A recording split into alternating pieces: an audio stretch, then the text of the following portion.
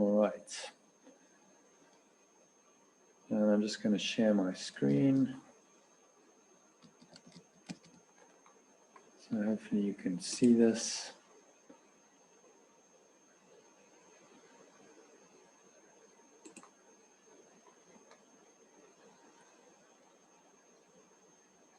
Oh, lovely. PowerPoint's not responding.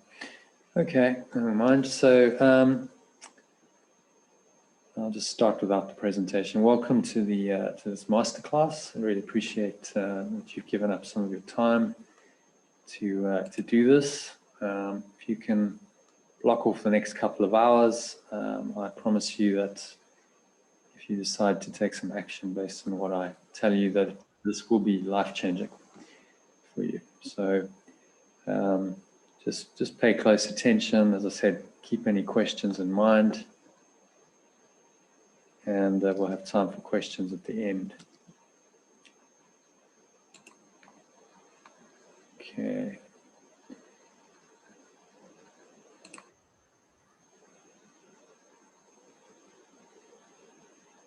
All right, so I'm just going to share my screen. I'm in PowerPoint mode now.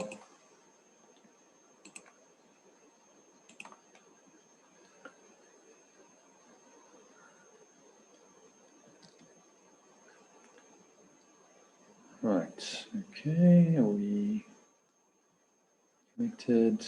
All right, can everyone see the screen? Let me just ask someone to unmute. Corinne, can you see the screen? Just want to make sure everyone's good. All good? All good. You can see the Art of Letting Go masterclass. Yes, I can. Okay, so I'm assuming everyone can then. Okay, very good.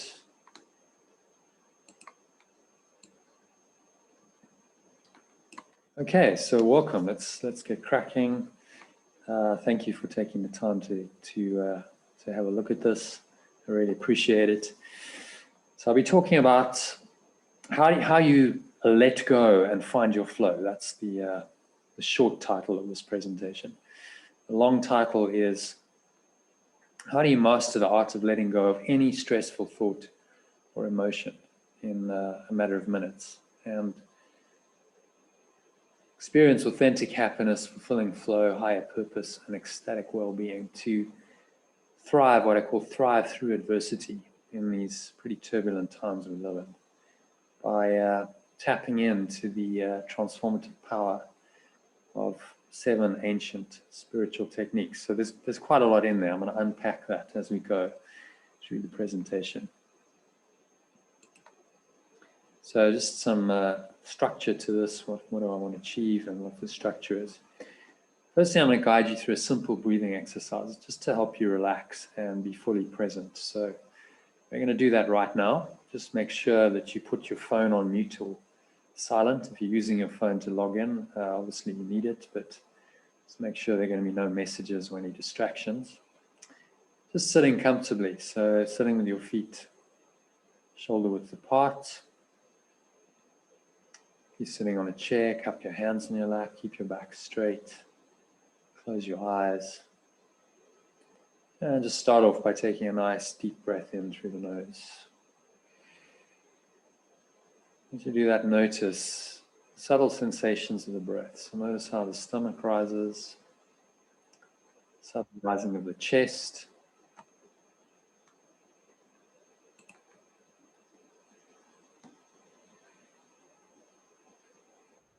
Just breathing in, a nice deep inhale breath. Pause at the top of the inhale, smile.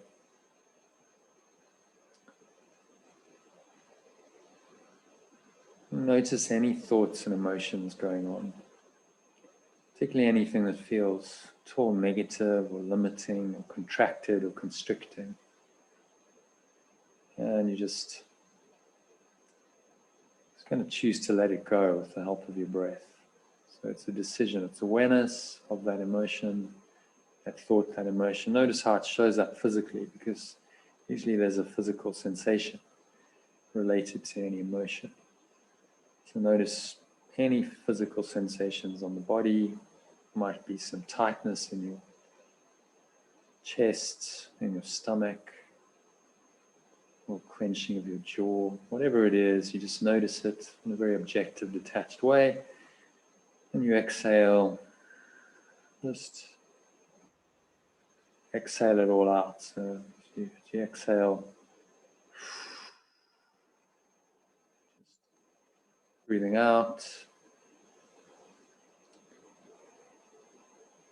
and finding a sense of peace and stillness. The bottom of the exhale, just pause for a few moments. Notice a little bit of a clearing, a little bit of lightness. Then breathe in again, your nose. Just breathing in, noticing how the stomach rises, chest rises, subtle flow of air in through the nostrils. Just pause at the top of the inhale, smile.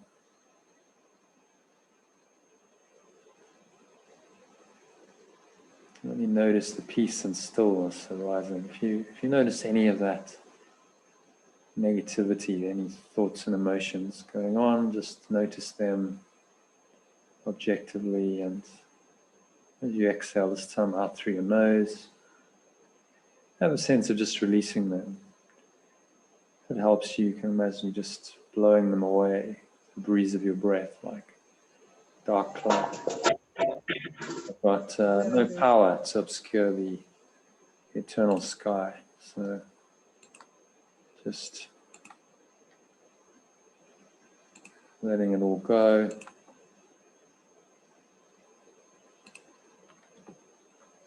And getting a bit more relaxed, more and more relaxed with each breath. Just take a nice, deep, slow, rhythmical breaths in your own time. Breathing in, notice the stomach rise, the chest rise, subtle flow of air in through the nostrils. Notice the sensation in your nose. Pause, smile. And you exhale. Just notice the subtle flow of air flowing out of your nostrils.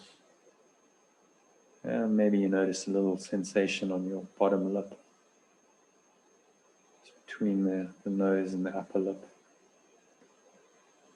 Just tuning into these very subtle sensations to bring your mind into the present moment. That's really the key. And so just take another few deep breaths in and out, just relaxing your mind and emptying your mind. So if you're noticing any thoughts still running around in your mind, any emotions, just focus all your attention on your breath. It's a very small area in your nostrils, inside of your nostrils. And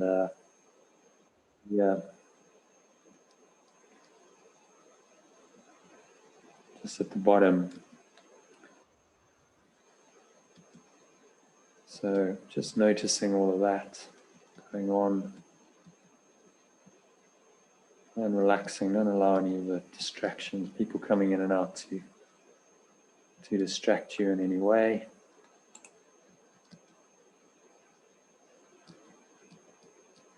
Getting a little bit more relaxed with each breath. Sinking a little bit deeper. Going into stillness.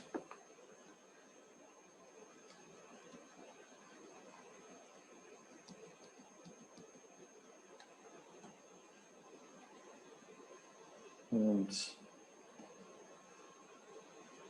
full awareness, just noticing what's going on.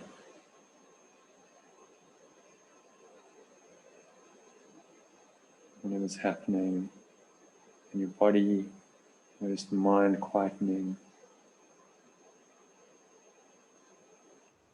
Just keep watching your breath.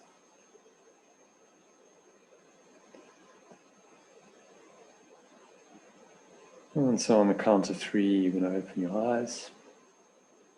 1, just coming back into some awareness of your body senses, noticing various sensations around your body as you breathe.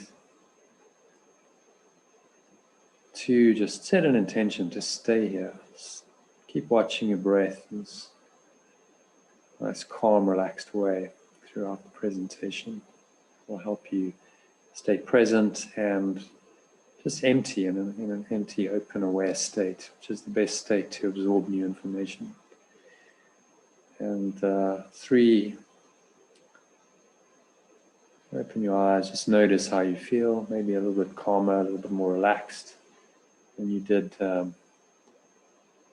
5 minutes ago. So the more you notice these states of calm, peace, relaxation, the more you can start to anchor those in, and it can become your default state of awareness.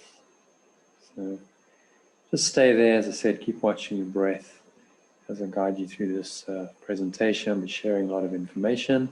Make any notes that you, any questions that you have, and I'll get to them at the end, but you'll probably find that I'll answer most of them as we go. So the second thing I'll be covering is one secret skill. Talk about one secret skill that you need to master to allow your life to work miraculously. And I'll explain what miraculously actually means. So there's actually only one thing you need to learn in life, believe it or not. I'll talk about the 4 life-changing benefits of doing this, with mastering the skill. I'll reveal 7 stress-busting techniques based on very ancient spiritual techniques to help you to master this one essential skill. Talk about how you can integrate practicing these techniques into your daily life to experience all the life-changing benefits that they offer consistently in your life. I'll guide you through a 10-step letting go process. So this was just a little taste of it right at the end. It's a nice way to end the session. I'll guide you through this 10-step letting go process, which be a great lead-in to bed for most people. If you're in South Africa, it's then sort of heading on to bedtime. And then finally we'll have time for some questions at the end. So this is about a 20-minute process. If you stick around till the end, I'll guide you through this. I'll also give you the written worksheet for the process, a half-hour recording to guide you through it. So those are my gifts to you. You get to keep those, as well as a chance to win a half-hour online breath coaching session with me. But you need to stay until the very end of the session. So at the very end, when we're having questions, we're wrapping it up in order to get all of that. So a little incentive to stay. Promise you it'll be worth your while. And it's a great way to end the 10-step letting go process. Is a great way to end the session. So a quick question. Why are you here today? You don't have to answer that. Just consider it in your own mind for a few moments. Just pause, watch your breath as you do that. What brought you here today? So you may think that you're looking for something. And the common things people are looking for. It may be relief from stress, anxiety, depression, and disease, which can manifest as physical disease.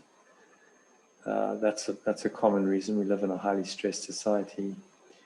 It might be better health.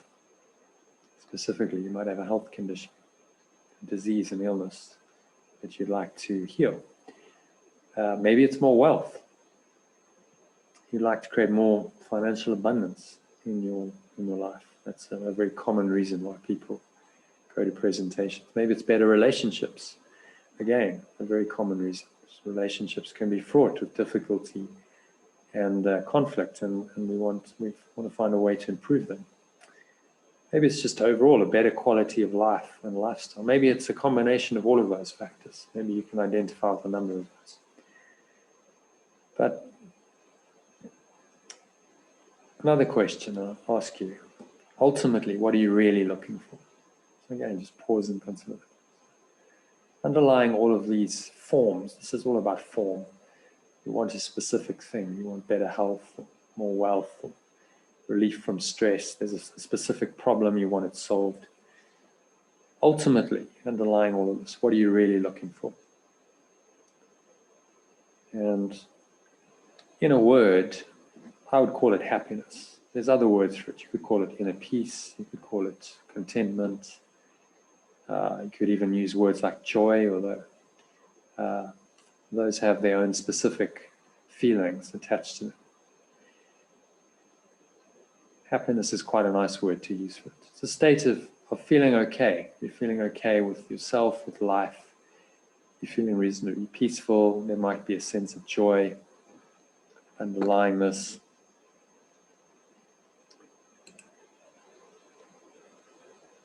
Okay, so Carson says better health and wealth. Okay, so that's very common, Carson. Thank you for sharing that. But ultimately, what you're looking for is, you think that more health, more wealth is going to bring you happiness. That's the underlying assumption. Anything we want, we think that it's because it's going to make us happier. So let's ask another question. Why haven't you found lasting happiness up till this point? Why haven't you found lasting happiness yet? Ask yourself that. And it's not your fault. It's just that we've been conditioned to look in the wrong place. Our society conditions us to look outside of ourselves for happiness. And that might be in health, better relationships, more wealth, and so on and so on. So we've been conditioned from a very young age to think that we'll be happy when we have better or more of something. That's society's program. We need better or more of something external to us, which means that we're never quite satisfied with what we have, if you hadn't noticed that phenomenon yet. But let's explore it a little bit. So we're continuously bombarded with images like this in the media, fit, healthy, sexy young bodies, and most people don't live up to it. Certainly as you get older, it becomes virtually impossible to live up to this ideal.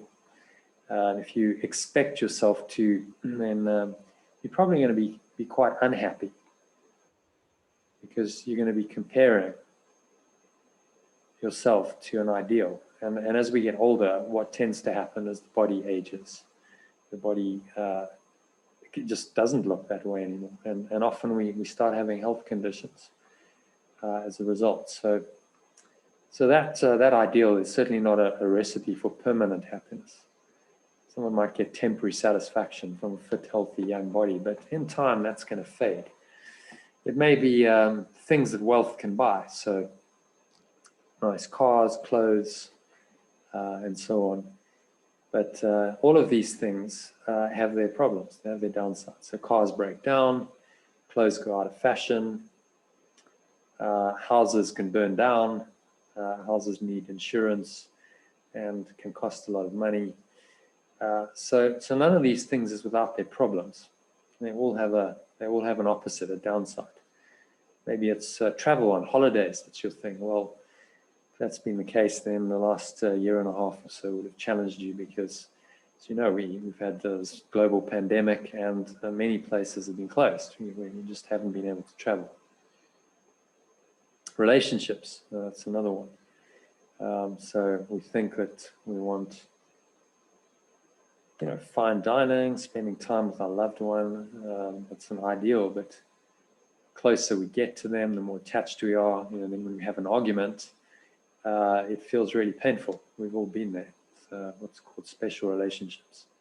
So there's a flip side to all of these upsides. And this is where you'll never find happiness. So this was some research done by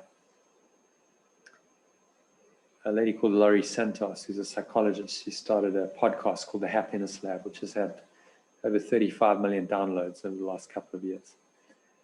And she said, we often think we know what will make us happy, but the science shows us that our minds don't always point us in the right direction.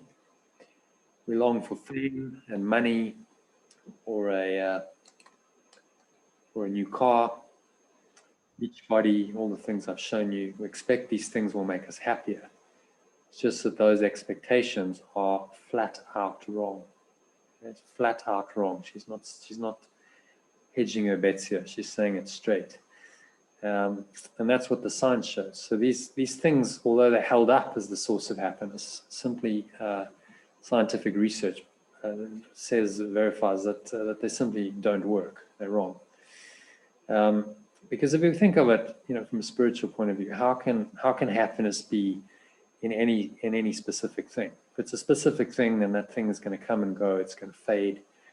I took this photo of the festive season. Happiness is 18 days of festive deals. Well, if that's true, then after the festive season, everyone's going to be very unhappy.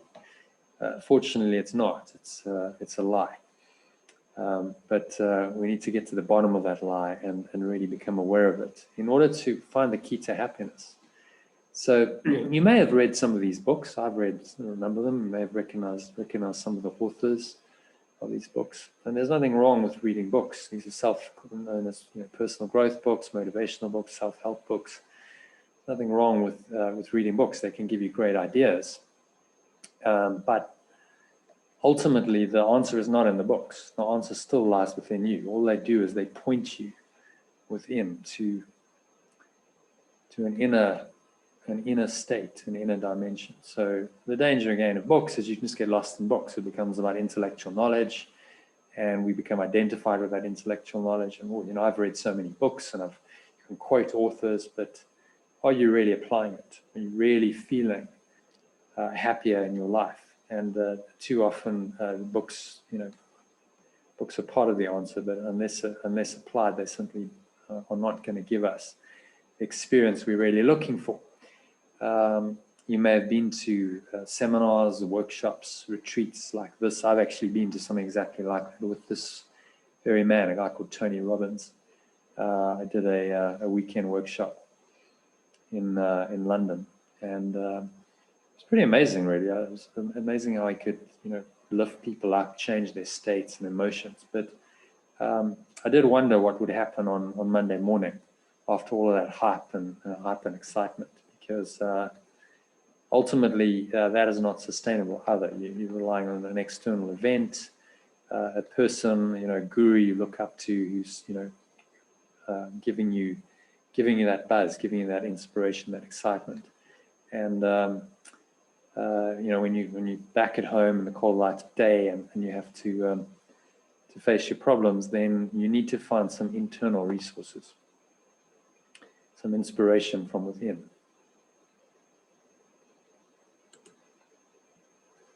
So you may have looked at substances. We've all taken pills at some point in our lives, but some people go quite deeply into that. They're trying to fix their problem through a pill or a substance, and we know that addiction just leads to a lot of pain and misery in the end. Psychotherapy, that might be one way. Too often, psychotherapists, they're just rehashing the same old stuff over and over again, get their clients to talk about their past, and nothing's really resolved. And then they come back a week later and they can continue that process for years sometimes, which is a good business model, but it doesn't necessarily actually help the client at all. And then we have this idea of money.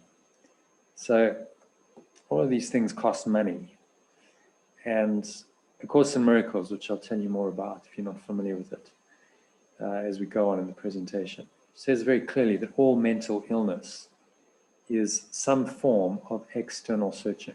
And money is just the symbol of that searching, because money enables us to go searching externally to buy things we think we want and we need. It's really a symbol of a sick mind, because if you are totally at peace with yourself, you really don't need to search for anything. Happiness, you realize happiness is within you. Money symbolizes this idea of external searching. So again, let's consider the cause of unhappiness. And this is a really interesting quote by a lady called Marisa Peer. You may have heard of her. She is a hypnotherapist to many celebrities. She in her time helped Princess Diana, Amy Winehouse, many other sort of A-list celebrities. And her experience with them was very interesting. She said, ultimately, they all had problems. They all had self-esteem issues, because they believed that their happiness, their satisfaction would come externally.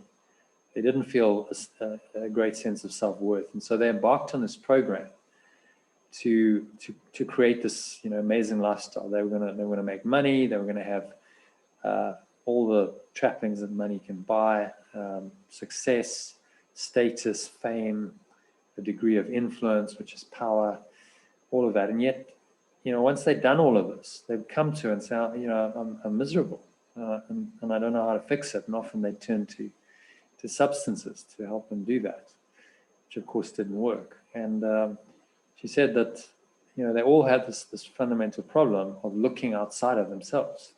And they'd set the game up that way. Once they attained this great success, they had nowhere else to go because they'd done it.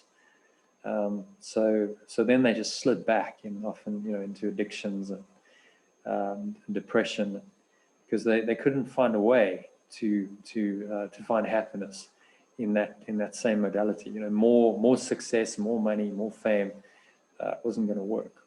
So she says, when you know and believe you are enough, you don't need more. When you feel and believe you are not enough, you will always want more.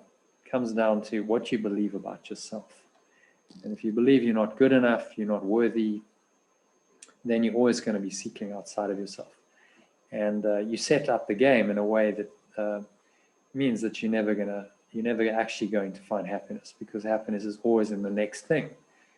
It's something more or something better of something else. And so even when you get that something else, then the game continues, because now I need something else in order to be happy. And that sets up a pattern that really leads to a lot of stress. So as Deepak Chopra said, all stress is the perception of some form of external threat.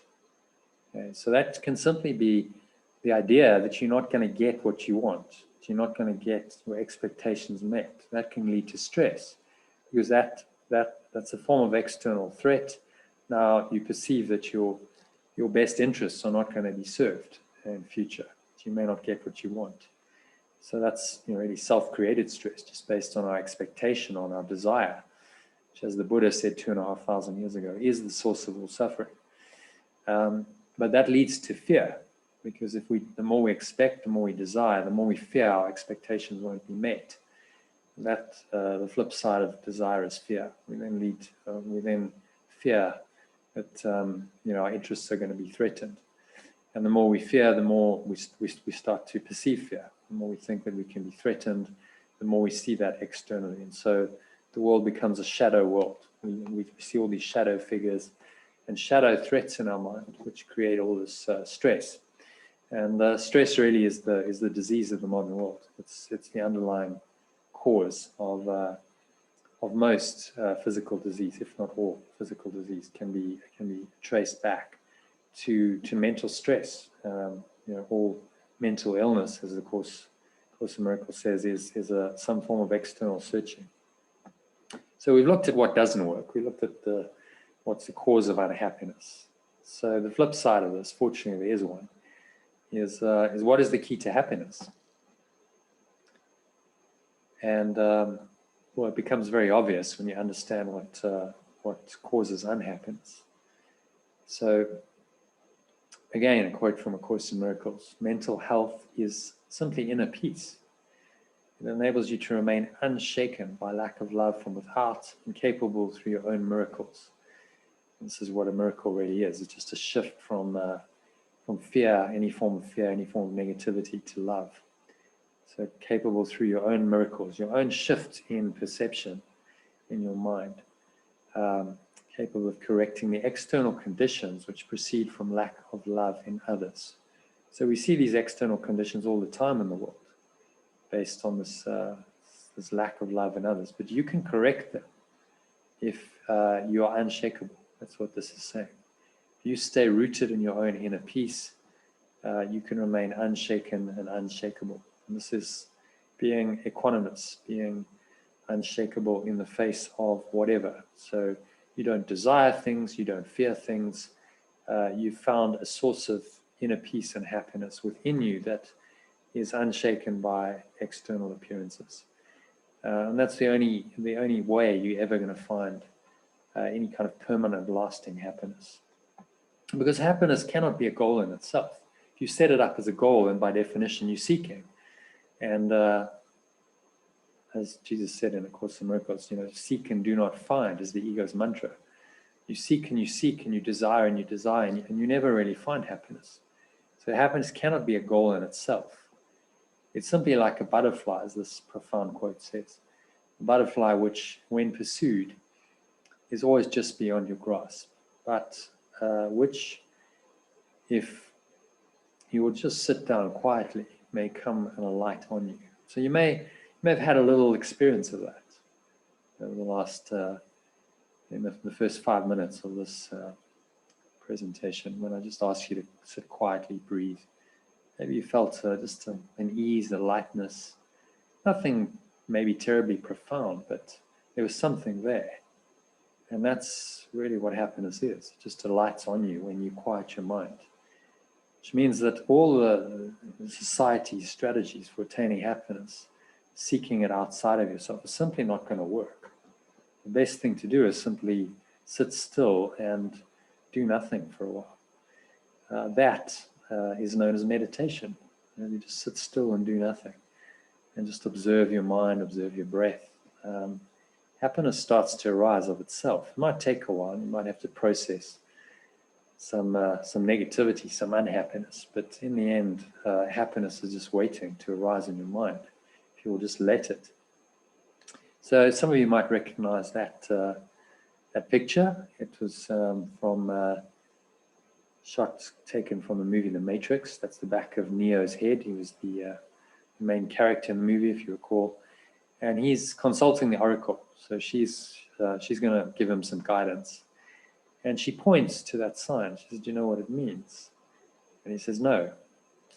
It means know thyself, temet nosce, know thyself in Latin, which is the ancient injunction. This is what the ancient Greeks said, but it's pretty much been the teaching of every great spiritual teacher and master throughout history. Echoed by Mihaly Csikszentmihalyi, who's the professor of psychology and the author of many books on this concept of flow, which is a very ancient idea, but he just coined the term flow to describe it, and I'll talk more about flow as we go along. So he said to know oneself is the first step toward making flow a part of one's entire life. But just as there is no free lunch in the material economy, nothing comes free in the psychic one. If one is not willing to invest psychic energy in the internal reality of consciousness and instead squanders it in chasing external rewards, one loses mastery of one's life and ends up becoming a puppet of circumstances. So it's saying very clearly that if we're chasing external rewards, we squander our consciousness, we squander this precious awareness we have, and we simply end up becoming a puppet or a victim of circumstances, and that is a recipe for unhappiness. If you're constantly swayed by the winds of desire and fear, constantly reacting to what's external to you, then you're a puppet of circumstances, and you're not going to find happiness. So happiness often relies on just one character trait, as this chap Charles Glassman said, which is self-discipline. If you can just discipline yourself, that doesn't mean doing yoga necessarily, but that is a practice. It's a spiritual practice. It means disciplining yourself to do the things that are necessary to allow happiness to arise in your mind. So self-discipline to do what? Well, in a nutshell, it's to help you to let go. Do anything that helps you to let go of any negative thought, emotion. Now, I've hyphenated thought, emotion because it's very difficult to distinguish the two. You have a thought, automatically that leads to emotion, particularly if it's a negative thought. You find an emotion arises. It's a feeling, and that then manifests in a physical sensation. And now that emotion and that physical feeling tend to trigger more of the same thoughts, and we get caught in this pattern of thought and emotion. You don't even need to, split them. They become one thing. It's one movement of your mind and your feelings. And so the key is to be able to let go of any negative thought and emotion when it arises. So you can experience. And that, by the way, is the one essential skill. Just letting go of any negative thought, emotion as it arises. It's the one essential skill that I promise to reveal to you. So just tick that box. I'm going to explore why it is the one essential skill. So maybe you're not quite convinced yet. So let's look at the benefits. Right? If you can do this, if you can really let go of any negativity as it arises, then you can find what I call authentic happiness, which is happiness that's coming from within. It's not temporary. It's not based on some external experience. So a couple of principles just to tell you so that you understand that this must be true, that you can only really find authentic happiness within you. First of all, with happiness or unhappiness, it's always experienced in your own mind.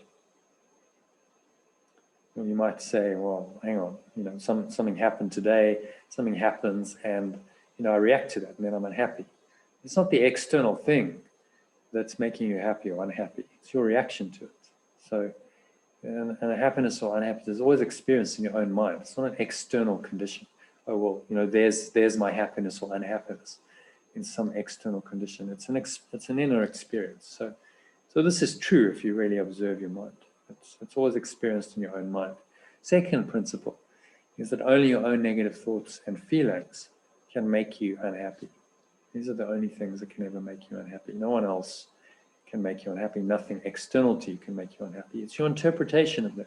It's your thoughts and feelings that make you unhappy. So because those two things are true, those premises are true, therefore, learning how to let go of your negative thoughts and emotions must be the key to your happiness. Those first two premises are true. If you dispute them, which you can, but every great spiritual teaching and master has said the same thing. These are true. And if you just observe your own mind, your own experience, you'll see that they're true. So if they're true, then learning how to let go of your negativity, your negative thoughts and emotions must be the key to your happiness. So that's key benefit one, if you master this one essential skill. But you'll experience much more authentic happiness as a base state in your life. It doesn't necessarily mean you're jumping for joy all the time, but it's just an underlying state.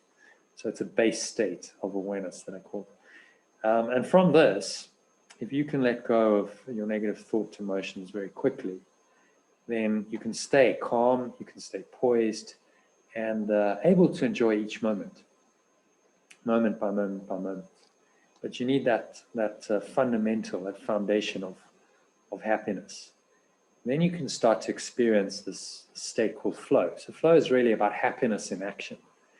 You're not desiring anything other than what's happening now, but you're active.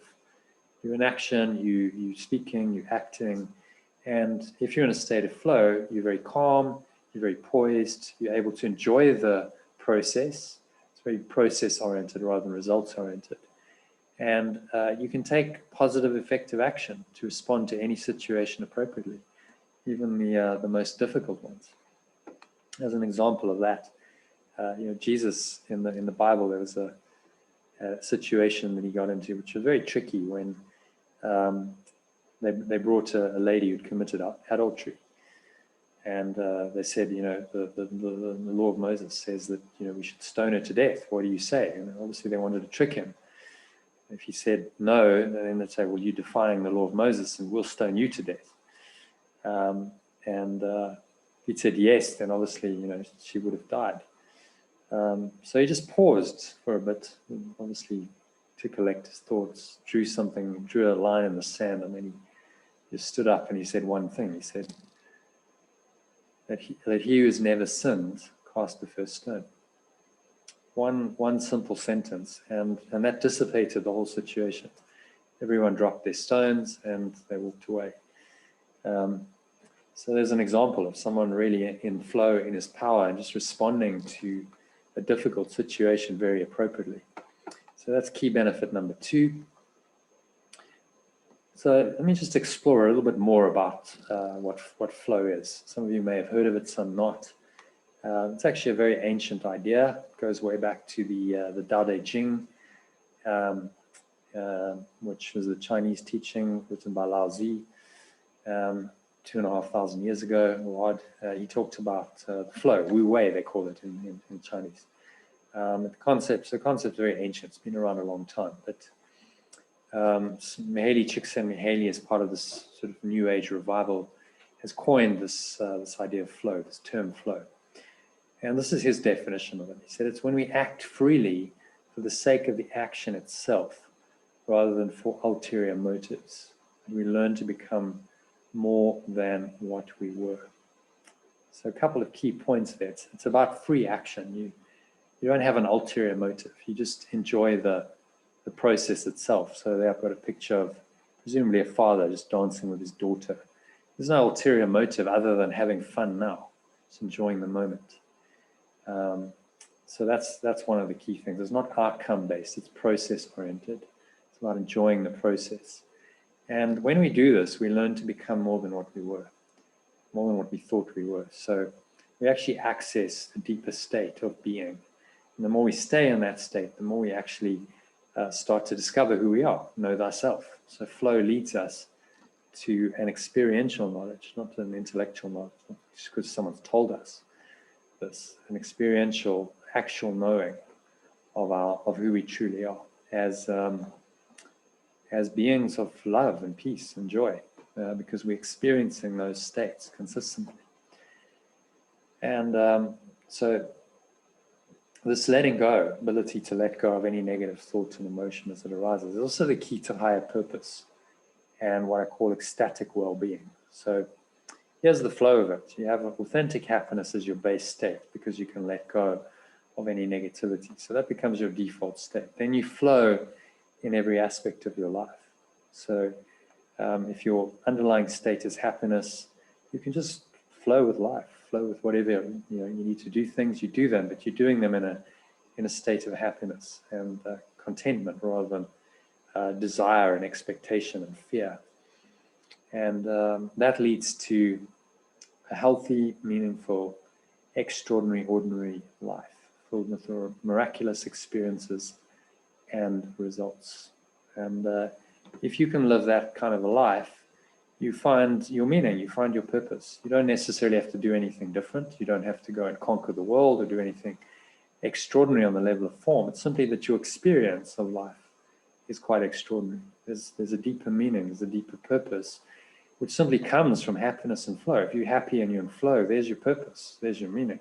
It's to experience those moment by moment by moment. So it's not something external and in the future, it's something that's happening now in your moment by moment experience. That's really why flow and higher purpose are connected. And then ecstatic well-being arises if you are happy, if you're in flow, you're enjoying your life, you're effective in what you do. You can have these moments where you just feel really well, really healthy, really well. The mind is in the state, then the body tends to follow suit, and disease and illness, and they tend to fade away quite quickly because they are a manifestation of a sick mind. So if you heal your mind, you heal the body. And so health then just becomes a byproduct of this life of happiness and flow and really true meaning that you live. And these miraculous experiences and results are just experiences where you start to see through your own experience and the results that you get that this works, and that love and peace and joy are just way more enjoyable, way more powerful than fear and hatred. And yeah, James says, go with the flow. Exactly. But a lot of people don't really understand what that means. So go with the flow means this. You're happy, you're flowing in your life. There's no resistance, really. You process oriented. You're not in this outcome orientation that society has trained us to be in. So those are key benefits 3 and 4. So I hope, having seen the benefits of letting go, maybe you're convinced now that really this is the key.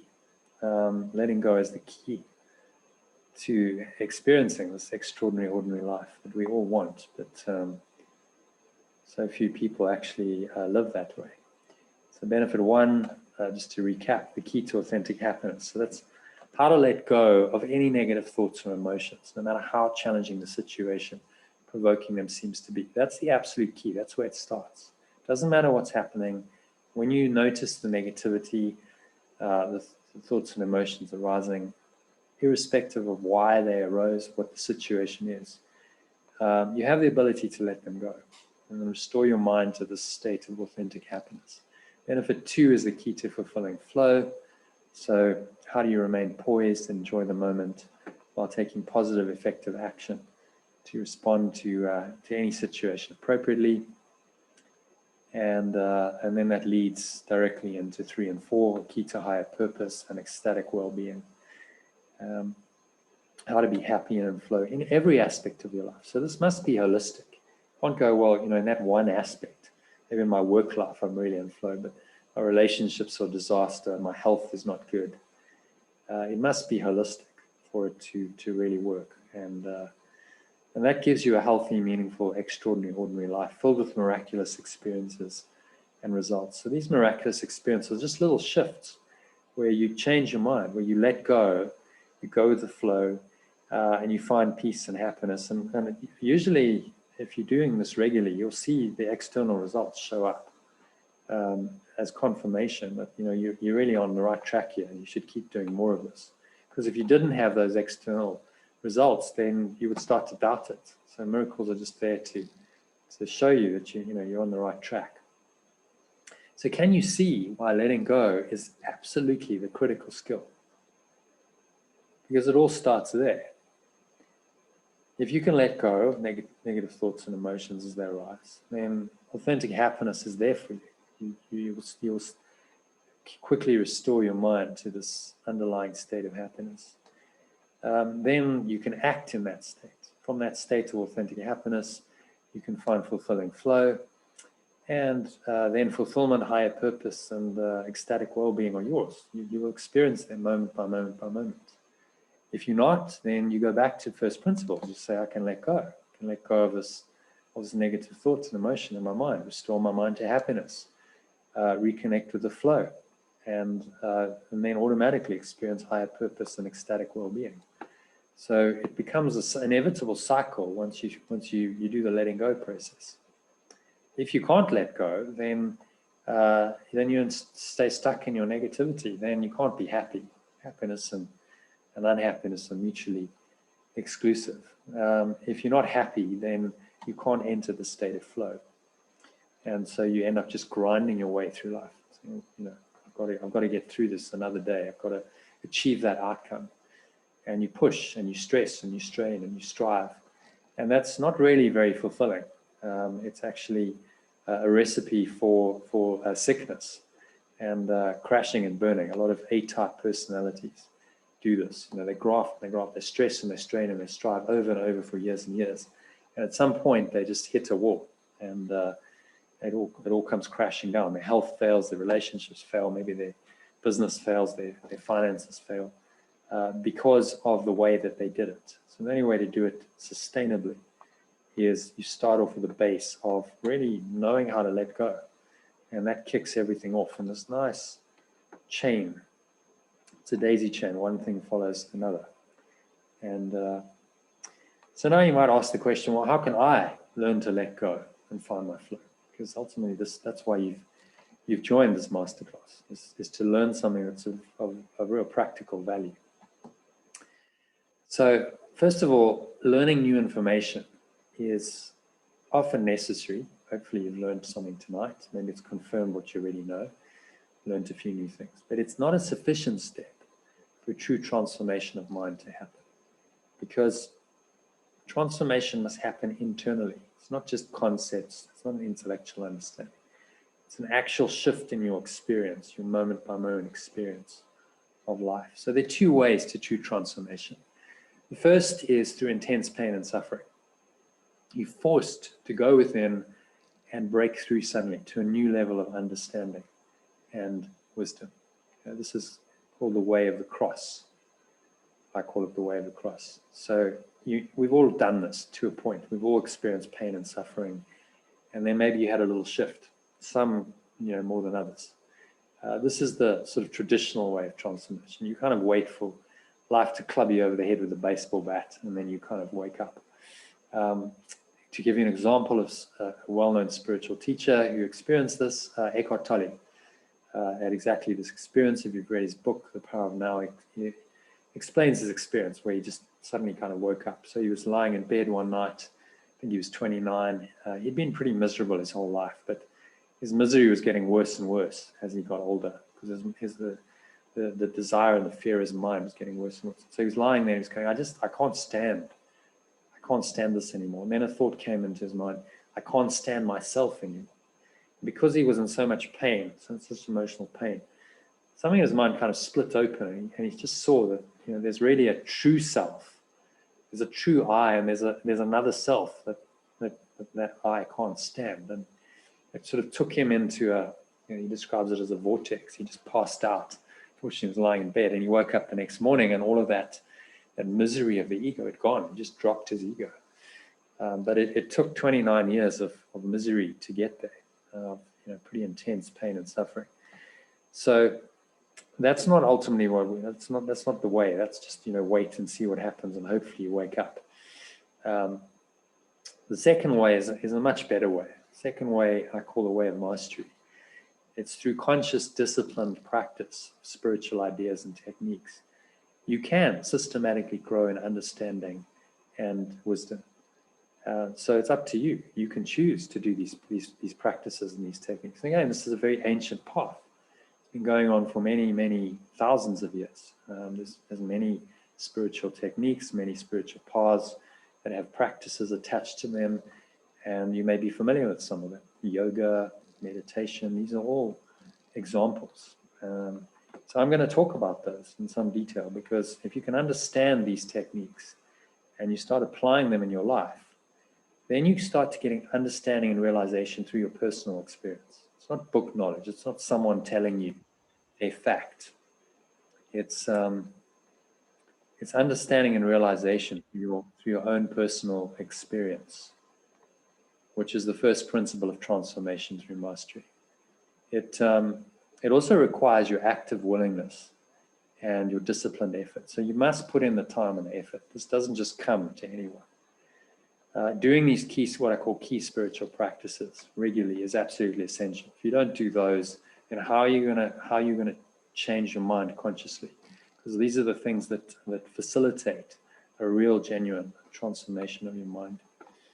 And it can be greatly facilitated by another person or a group who help to raise the initiate's consciousness. So using alchemical language there, if you undertake a path of conscious, disciplined spiritual practice, you are an initiate in a spiritual path, typically, and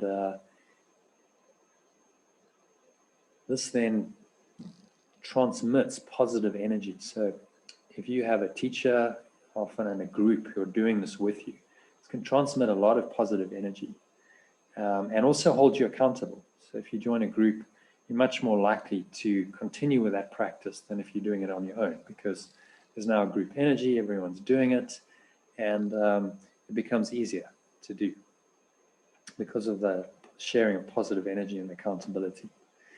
And immersion in these key spiritual practices and this positive field of consciousness really greatly accelerates it. So if you can immerse yourself in this, and the beauty of technology these days is that you can do this remotely. You're all getting an immersion experience now for a couple of hours, and you're sitting in the comfort of your own home, just listening in. So energy and consciousness flows irrespective of physical location, and this technology we're using right now is just proof of that. There's a transmission of consciousness, of energy happening from me, to you via this technology, and that can be really, really helpful. It can be used to help us. And I'll go into exactly how as we go on with the presentation. So these are 7 key spiritual practices to help you let go of negativity that I promised to share with you. These are based on a very ancient path called yoga. A lot of people think of yoga as, well, I'm just doing my postures on my mat, go to yoga class, or maybe I do it at home, watch a YouTube video, and I'm doing my asanas. But actually, yoga had 8 limbs to it, and I'll talk about this. And it was a system for enlightenment, a system for waking up entirely from the dream of this world and this human life. So it's much more profound than just doing some physical exercises and a bit of breathing on your mat. So, but it starts there. These are all part of it. Breathwork techniques are called pranayama, which literally means breath control or breath discipline in yoga. So that's usually a part of any yogic practice. Asana, so that's the postures. And then you have this idea of pratyahara, which is a withdrawal of the senses. So whenever you're breathing, usually you close your eyes, you tend to withdraw the senses and you just focus in on one sense, in this case your breath, the feeling of your breath. And you had a little experience of that at the beginning of the webinar if you're there. So it gave you a little experience of all of those. The second one is multidimensional meditation. And I call it multidimensional because it includes a number of different ways, a number of different modalities. So you can, for instance, watch your breath. That's one way of meditating. You can observe your sensations. That's another way. You can do visualization another way. You can use toning. You can use sounds. You can use your kinesthetic sense. You can touch your body on various energy centers. And I've created a meditation that really incorporates most of that. So irrespective of what works for you, some people are more visual, some people are more auditory, some people are more kinesthetic, more feeling. There's something for you in that meditation. Something will hook in your mind, allow you to focus on what's called that mantra, and take you into these states of dharana and dhyana. So dharana is just focused concentration. So if you, for instance, focusing on the breath for a long period of time, that's an example of dharana. It does lead you into a deeper state of awareness, more peace starts to arise. And then after a time, you might enter the state of dhyana, which is a very deep immersion. That's where the mind becomes very quiet. You go into a delta type state, but you're awake.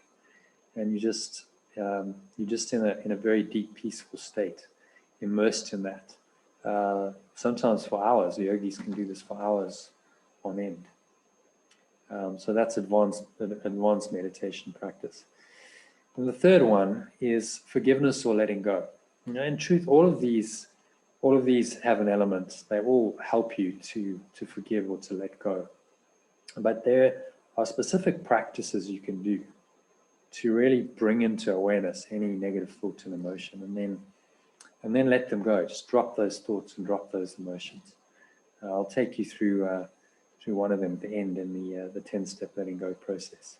And you experience a little bit of it at the beginning as well. So there are specific tools, techniques, practices, processes you can use, which again are part of yoga. So in yoga they have these yama, niyama. These are the observances, or things that you shouldn't do. So things you should practice and things you should avoid doing. Things like not stealing, not cheating, not lying, not taking intoxicants, living a clean life. That sets a good foundation. And it's about letting go of some bad habits, really. So that's why I've included them. And pratyahara is just a withdrawal of the senses. So you start going within and withdrawing the importance that you've given to what you see and feel and touch and taste and perceive. Then you start this process of letting go. So group discussion sessions, that's another way of doing it. This is part of niyama, which is something called svadhyaya, which is just studying. It's the idea that you're gonna study a text, you're gonna study something, and that's gonna take you a little bit deeper into your mind. In modern terms, that can happen in a group. We can do it in group, and we don't even have to be sitting together. We can use a platform like Zoom to do it, to do this ancient niyama svadhyaya via Zoom. The technology just enables all of this to happen. And then reading and listening to spiritual texts. So you can do that on your own, or this can happen online. It can be read to you. That's another way of doing it. and fasting and abstinence. So we're not talking just about fasting, food fasting, although that's certainly part of it. You can do that, and I recommend that to an extent. But just abstaining from habits that don't really help you. So, for instance, intoxicants, drinking, smoking, drugs. These things are not going to help you on the spiritual path. I think you're probably aware of that. If you've indulged in any of those things, you're probably aware that they don't really help you. They tend to foster craving, desire, and that takes you out of your spiritual center. And then obviously, the downside of those is addiction and not having what you want, and then you feel less than happy until you get your fix again. So this is just about abstaining from all of that and saying, okay, I don't have to do these habits anymore, and finding an equanimity. So that's the value of fasting and abstinence. They help you to find equanimity, even though you don't have these things that your mind's telling you need.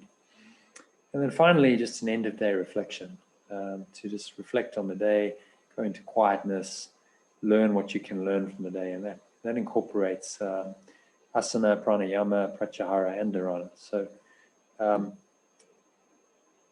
So all the there's actually 8 limbs of yoga. So there's 7 included in these parts. The 8th is called samadhi. The 8th is the state, we would call it enlightenment in the West. It's a state of really equanimity. It's a sameness of perception. That's literally what it means in Sanskrit. So that you perceive everything the same. You're not affected by your perceptions of anything, your sense perceptions. You just see there's an underlying constancy, because in your mind is always the same. Your true awareness is really not affected by any of your sense perceptions. That state of samadhi or enlightenment was a state that Jesus attained, like the Buddha attained. There's been many other masters that attained that state, where they're just equanimous, they're peaceful, they're happy, they're flowing, no matter what happens externally. They cannot be shaken, they're unshakable. And that is a journey to get there, but these practices and these techniques are how to get there. There is a way. They were not masters when they were born, although they might have had a lot of awareness. They had to work at it, just like we all do. So that leads me nicely into the Art of Letting Go course. I'm going to give you a little overview of it. This is a 6-week mind and life transformation process that I've created based on many of my own experiences, based on studying what works and practicing, experimenting with it myself. I always do try everything myself. So all of those practices I've talked about, I've done. It's based on the way of mastery that I've talked about, this conscious, intentional practice of spiritual practices and techniques. Yoga, or this authentic yoga, the eight limbs of yoga, which is a very, very ancient, it's thousands of years old, coming out of India originally. And this idea of immersion learning, that if you can just immerse yourself in something for 6 weeks, you get much more benefit than if you just sort of do an hour or 2 a week. So some online courses have, an hour or 2 of a video and, maybe some exercise. You might spend a couple of hours a week. This is not that. This is daily immersion. You're immersing yourself in this on a daily basis for ideally a couple of hours. That's the only way you're really going to get an immersive, transformative experience. It incorporates these 7 key spiritual practices that I mentioned, and 7 limbs of yoga that underpin them. And these key spiritual practices include live and recorded daily online meditations and discussion sessions, a 1-week breathwork course that's incorporated at the beginning, because breathwork is one of the foundations, self-study, as well as solo meditation. So there's a lot in the course. I've created a nice structure. It will really help you to learn to let go of fearful, stressful thoughts and emotions. Fear and stress are really the same thing, because stress is just the perception of external threat. So call it fear, call it stress. Often this comes about as a result of our own expectations, so desires mixed up in there. And all of this disturbs our peace of mind. and just starting to notice those as they arise, and be able to let them go, to master this art of letting go. So you can start consistently experiencing, well, these are the key benefits, which I've talked about already. So authentic happiness, you'll know, if you do the course, you'll know how to let go of any negative thoughts or emotions, no matter how challenging the situation provoking them appears to be, and choose to be happy instead. It's not always going to be easy, but you will have the knowledge. And if you know how, sooner or later, part of your mind's going to say, well, maybe you should just apply this and do it, because you're miserable, you're unhappy now. So, apply what you learned. And so once you know, it's the beginning of the end for the negativity, because you have a way, you know how to do it. So a couple of case studies that I want to share with you, because ultimately this comes down to, well, what are the benefits in practice, in real people's lives? This chap by the name of Phil van den Heever, the older one, had practiced a Course in Miracles, which, as I said, I'll talk about more, but there's a lot of a Course in Miracles included in this course. For about 27 years, he'd been studying it at the time. And so I was under a bit of pressure, because I'd only been studying for about half that time. And he said in the last 6 weeks of studying it, and he'd only up to that point done the workbook. He'd only ever done the workbook. So the last 6 weeks of doing the Art of Letting Go course, he said, I've learned more than in the last 27 years of studying it, which I took as a great compliment. And the key benefit that he took out of it was learning how to forgive or to let go. I use those terms interchangeably. I think letting go is more descriptive, but it's the same process, letting go of negative thoughts and emotions, or forgiving negative thoughts and emotions. So he learned how to forgive truly after 27 years of studying this book.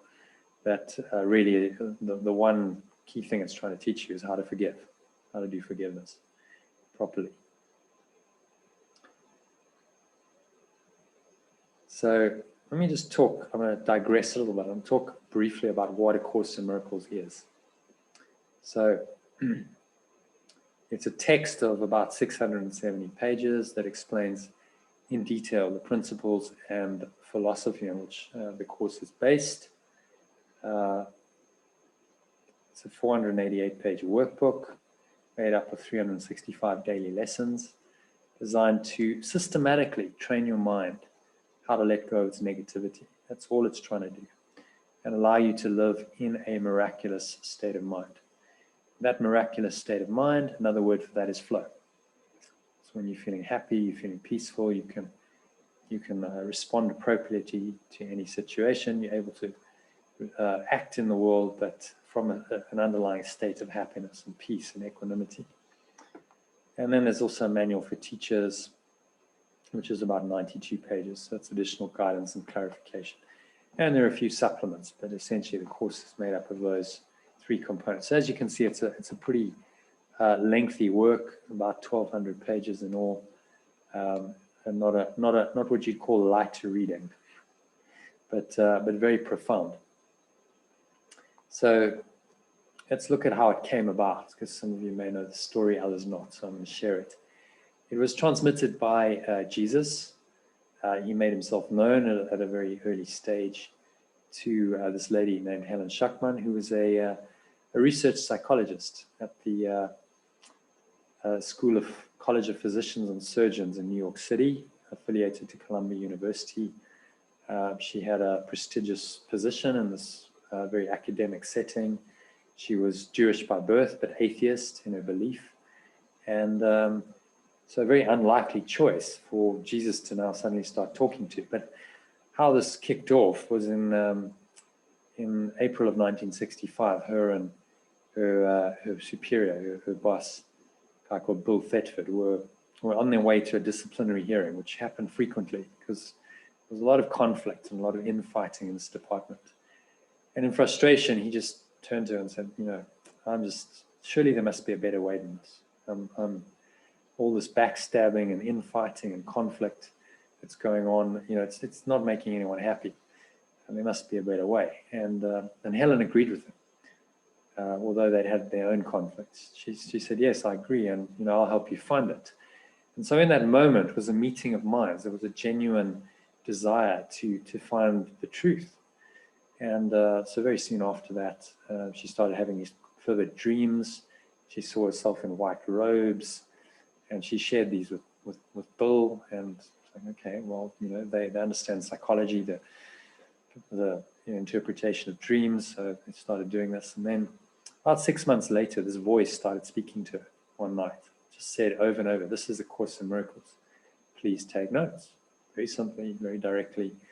And Helen was a bit freaked out. She started panicking a bit, but she was quite an anxious woman. But she phoned Bill. She said, "Bill, I've got this voice going on in my head. What do you think I should do?" And he said, "Well, why don't you write it down? Write down what it says and bring in your notes in the morning. And if it's a bunch of gibberish, then we'll just tear it up and forget it. And, we won't mention it, but, let's see." So she did that. She brought in her notes the next morning, and Bill was reviewing and said, "Helen, this is good stuff." She said, "No disrespect, but you didn't come up with this." I said, "Oh, I know. This voice is talking to me. It's just dictating this." And that's how A Course in Miracles started. It was a process of what she called inner dictation. She just heard this voice. She would write it down. She'd take her notes in. Bill would type them up as she read them to him. And over the course of 7 years, that's how A Course in Miracles got written. And then it took another few years to edit it. They did a couple of editings, and eventually it was published in 1977 in three parts as the workbook, the text, and the manual for teachers. Unfortunately, they didn't copyright it. So because of that, there's no copyright on it. It's freely available, which was obviously by design of its ultimate author, Jesus, because he wanted this to be shared freely. So what is it? It's a systematic mind training course to teach you a radically different way of thinking about and perceiving everything from a non-dual perspective. Well, what does that mean? What does non-dual mean? Well, it means not two. You're not seeing things as split, as opposites. We live in a world where everything seems to have an opposite. Light and dark, hot and cold, up and down, fear and love. And he's saying, no, actually, these opposites aren't really there. They're not true. There's actually only one true reality, and you won't get there through your duality. You must choose between light and dark, between love and fear. So it's designed to teach you how to forgive or let go, as I prefer saying it. The Work Course uses the term forgiveness, but it's really just letting go of your own false and therefore negative, because every false belief is a negative belief, because it negates the truth. That's why it's called negative, negate the truth, and it negates our happiness. So how do you let go of every false or negative belief, thought, and emotion that causes you and others to suffer? That's really the simple goal of it, which is simple, but it's not that easy to do, in case you hadn't noticed. To drop all of your negativity that causes you and others to suffer is easier said than done, which is why we need a spiritual path, which is what this is. That ultimately, if you practice it, and it's very much experiential, it's not just theory, it's practicing every day, it will allow you to live happily, peacefully, and lovingly. And all of that, if you can do that, is miraculous living. It's miraculously, or living in a state of flow in the world, and ultimately escape the world entirely. So it's pointing to a transcendent dimension, which all of the great spiritual teachings do. It's the perennial philosophy, it's been called. But there is another reality, if you like, a transcendent dimension, which lies within you. The kingdom of heaven is within you, as Jesus said. Buddha called it nirvana. It doesn't matter what you call it. There's something within you that will allow you to escape this material world, filled with duality and all the suffering that goes along with that entirely. So it's pointing you out of the world, but it will help you to live happily, peacefully, and lovingly for the remainder of your life in this world. That's really why we deal with miracles while you're in the world. In this domain, miracles are more useful than revelation, which points you entirely beyond the world. But I'm getting into teaching now, which I don't want to do. So let's move swiftly on to just look at some well-known students and teachers of the course. So This is one of them, Marianne Williamson. You may be familiar with her. She actually ran for president last year. She wasn't successful, wanted to be the Democratic candidate for the presidency. Probably a good thing she didn't, because I'm not sure how she would have applied course principles being the president of the United States. Nelson Mandela. Now, I don't know if Nelson ever actually studied a Course in Miracles, but he was certainly influenced by its ideas. Because he quoted Marianne Williamson, quoted from a book she wrote in the 80s called A Return to Love, when he came out of prison in 1990. Famous quote about our deepest fear, which I'll share with you at the end of the presentation. That book was about A Course in Miracles. So Nelson was influenced by those ideas. He was certainly influenced by the teachings of A Course in Miracles. And, you know, he taught us all how to forgive. Reconciliation, forgiveness was his message. There's Oprah Winfrey. She's been studying it. She knows Marianne is kind of a spiritual guru. Deepak Chopra is referred to A Course in Miracles. Wayne Dyer in his latter years got very much into the Course. Eckhart Tolle started teaching from A Course in Miracles. I've seen him in some of his videos actually reading from the book directly. And there's me, so I'm certainly not as well known as them, but who knows what might happen in future. But I thought it's a good opportunity just to share some of my own experience with you. So how I got here and why I'm teaching this as a path. So, okay, so that's what I just recently did. Sorry, I didn't structure that well. Just recently, I did a 10-day Vipassana retreat from the 19th of May for 10 days, silent retreat. It was about 10 hours of meditation a day. So that was sort of taking my meditation practice to another level. But I've meditated for about 20 years. That's me as a young professional squash player. Many years ago, I had this dream. I wanted to be a champion, a world champion squash player, but it was all based on desire. It was based on ego. I had to let that go in my late 20s. Realized that simply wasn't actually what I wanted to do with my life. So it was my first letting go experience, and then it really opened me up. I'd started meditating as well to try and improve my squash. I think that experience really opened me up. Quite a young age, letting go of really what I dedicated my entire life to up to that point.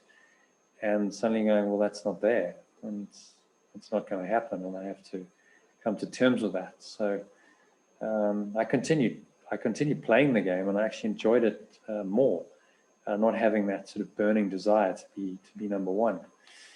And a couple of years later, I decided to start teaching some of the things I'd learned. So that's me on a retreat in Mozambique. Actually, that's where I met Sally.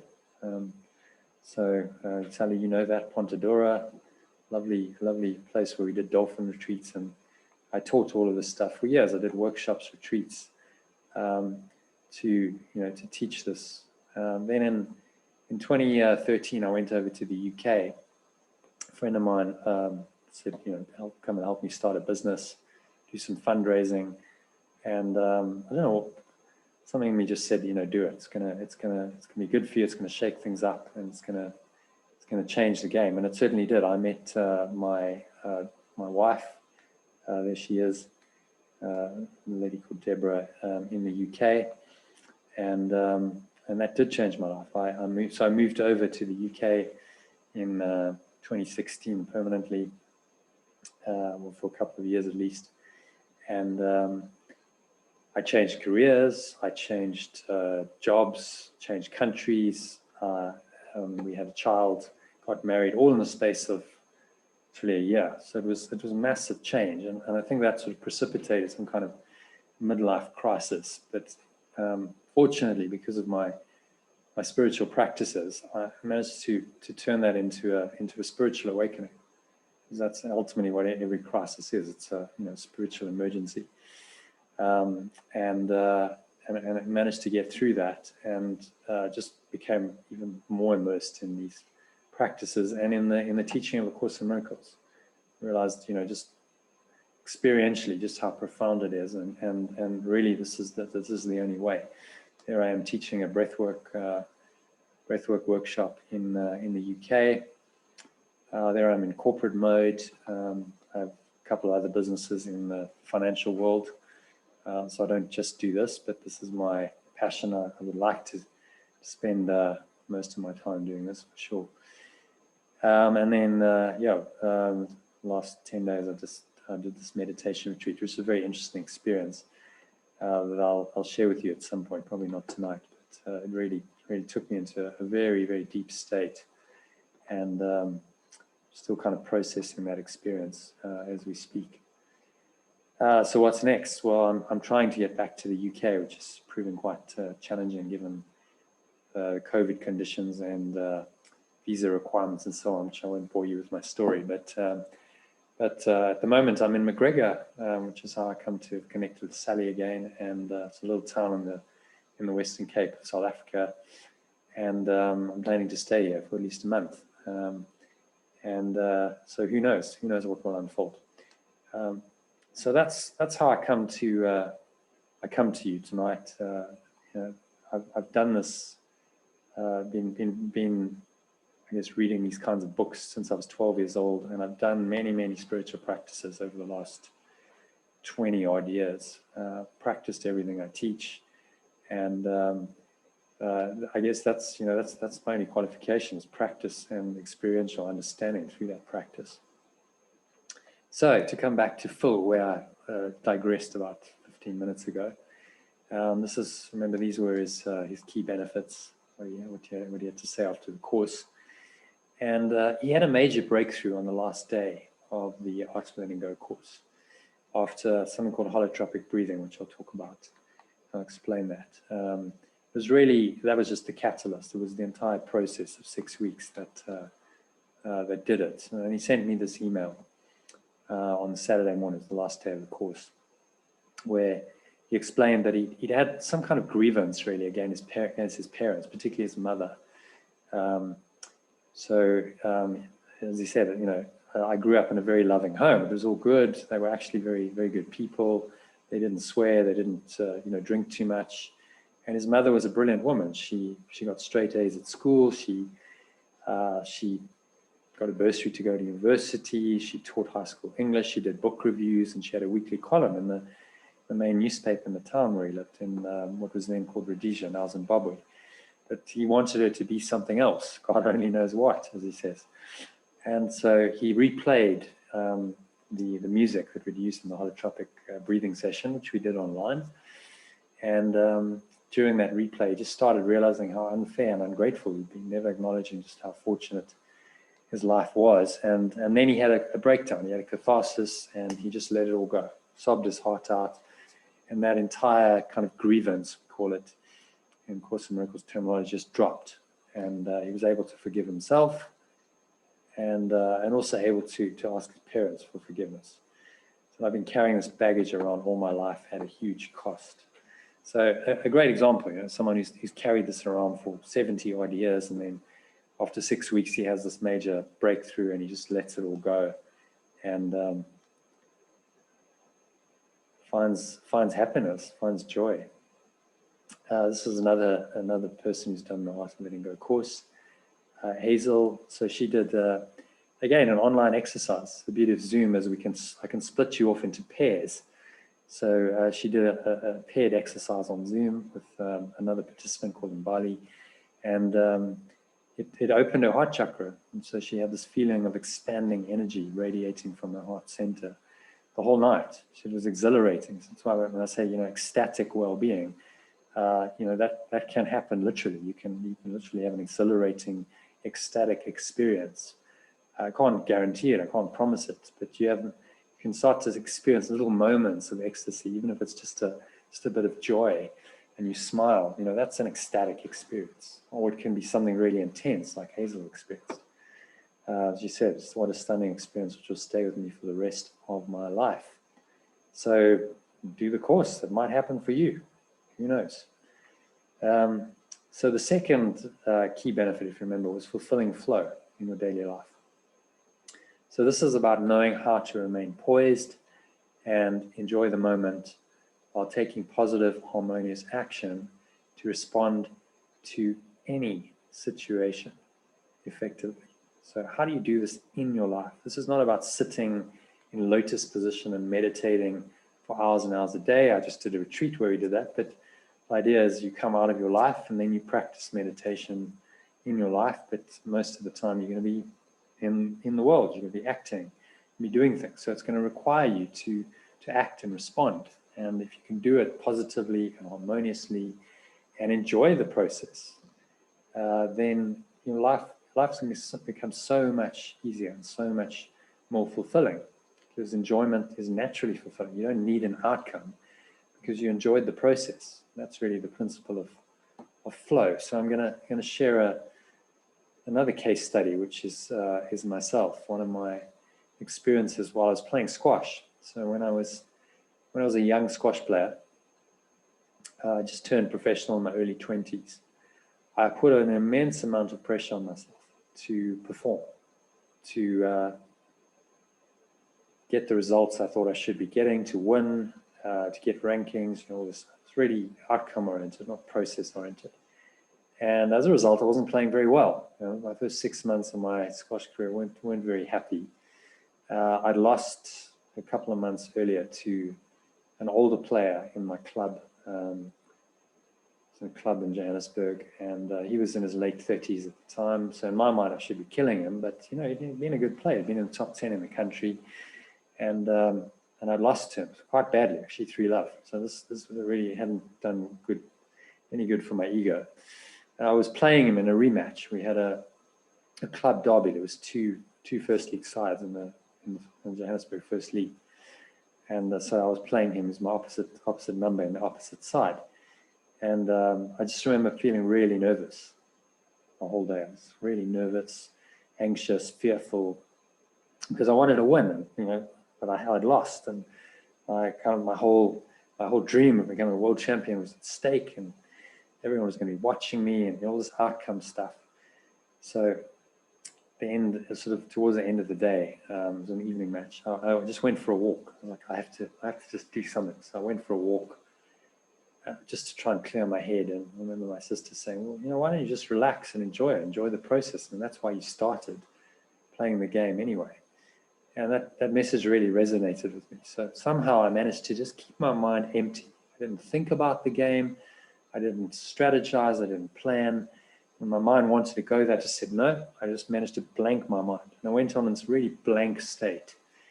And the result was amazing. I played probably the most amazing squash of my life that night. And everything just happened through me. I didn't have a sense of doing it. So this quote really describes my experience that night to a T, from Eckhart Tolle. He says, artistic creation, sports, dance, teaching, counseling, mastery in any field of endeavor implies that the thinking mind is either no longer involved at all, or at least is taking second place. A power and intelligence greater than you, and yet one with you in essence, takes over. There is no decision-making process anymore. Spontaneous right action happens. And, quote, you are not doing it. It's not the little you doing it. The mastery of life is the opposite of control. You become aligned with the greater consciousness. It acts, speaks, and does the works. And I had exactly that experience on the squash court that night. The spontaneous right action, it just happened through me. I just kind of observed it. It was amazing, amazing experience. But I felt quite detached, quite calm. It just sort of happened.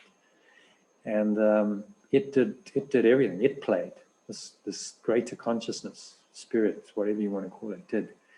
And the result was, you know, was much better than I could do with my ego. That's for sure. I won the match easily. Having previously lost 3-love, I won 3-love. I only got about 4 points, if I recall. And he came off going, wow, you know, if you play like that, you'll challenge some of the top guys in the country. But it wasn't really about the outcome. That was the interesting thing. For me, it wasn't, okay, I'd won the match. I wasn't elated because of the result. I was elated because of the feeling, because I'd broken through all of that fear and anxiety. And I felt liberated, and I felt free, and I felt joyful. It was like a genuine kind of spiritual transformation that happened. And I never went back into that same level of fear in my entire career. It was a real breakthrough experience for me.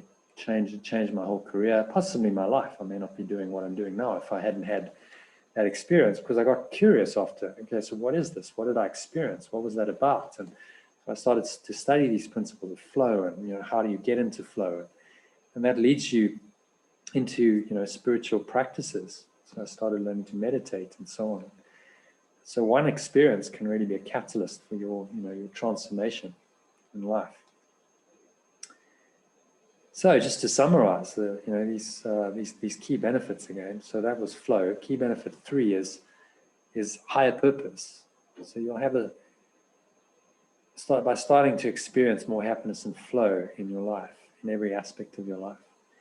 You'll find a higher purpose and a meaning in all your daily activities, because the meaning is obvious. If you're happy and you're in flow, you're enjoying it, there's your purpose, there's your meaning. You don't need some future outcome to happen. It's happening moment by moment in your happiness and your flow. And that's the only way you're going to find an authentic higher purpose, because there is no other. The higher purpose is to be happy now and just be able to sustain that moment by moment. So another case study, this is a chap called Wim, who did the first Art of Letting Go course I ever ran back in 2018.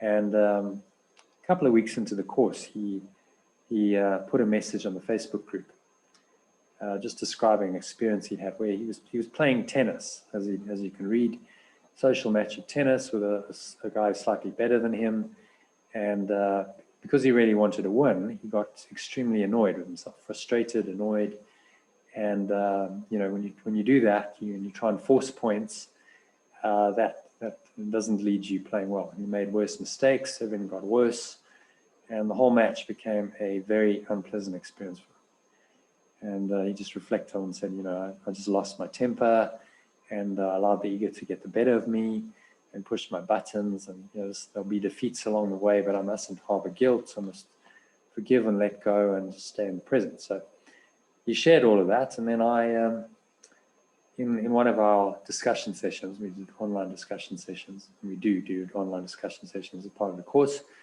I shared my experience with him on the squash court that I just shared, and I taught him some of the breathing, which I've already taught you, and to his credit, he applied it all, and he experienced a lot more peace, he played a lot better, and he won the match. He'd never beaten the guy before, but he beat him. But he realized that it wasn't about competition and winning. It was really about the experience. He was in this flow. He just really enjoyed the experience. He experienced God's pleasure in him that day, as he describes. He's a chaplain by profession, and said, I also learned something very important about myself, that I can choose to let go of anger, which doesn't work, and be at peace instead. And that really is the dimension of flow that Mihaly Csikszentmihalyi mentioned. That it's about knowing yourself. If you get into flow, you discover that you are more than what you thought you were. And that's what Wim discovered experientially that day, just by applying the principles he learned in the Art of Letting Go course. So the final key benefit is ecstatic well-being. So it's about experiencing more happiness and flow in every aspect of your life.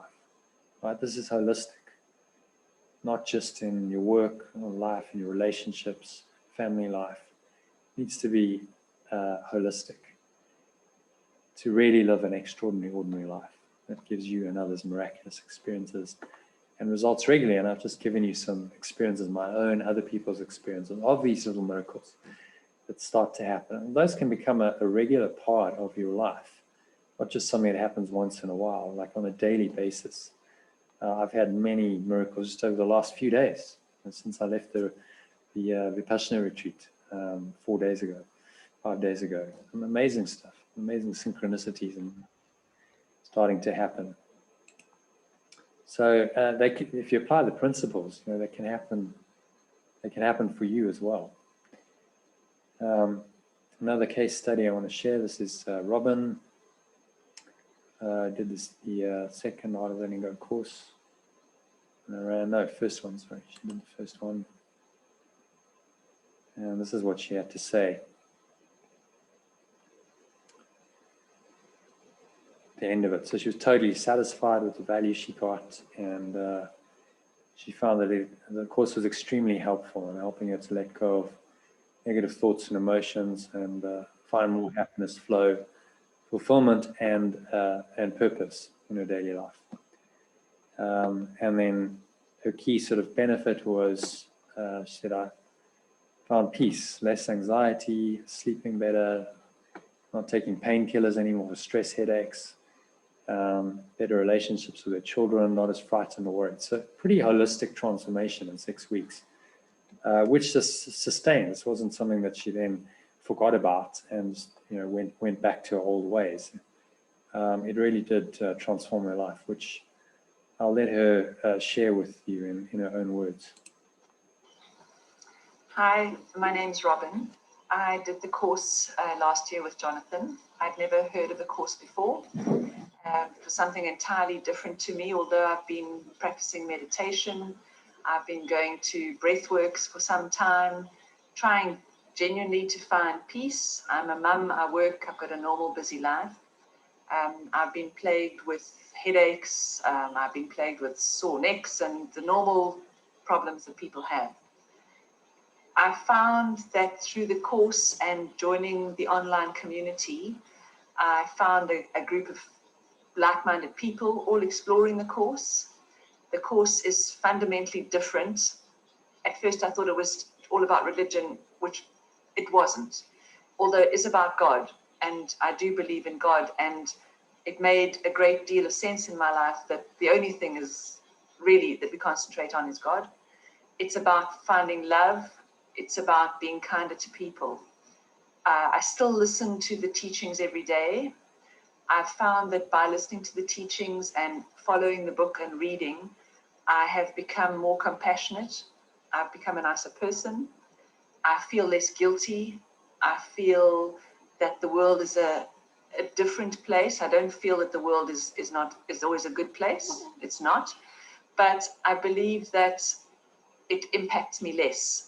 I used to be traumatized by the world. I used to lie awake and worry about things that are happening in my children and my life, and worry about my past and worry about the future. I've found that I've achieved a sense of peace. And if nothing else, I'm really grateful to Jono and the people I met on the course, because that sense of peace has helped me to heal many parts of my life. I no longer have headaches. I used to suffer with headaches. I used to have terrible neck pain that I was on painkillers on all the time. And honestly, those things have gone away. I don't take painkillers for my neck, and I don't have headaches anymore. My relationships with my children are much better, and my relationship with myself is a lot better. So in all, it's taken a lot of the jagged edges off of life, and it's just made life more bearable. And if you think about it, we're probably going to be here for a long time. So if it continues to get more and more bearable, and as I say, each day I learn a new lesson, and it does make life a little bit different and a little bit better, and I see things a little bit more clearly. And that to me has been the biggest gift of the course.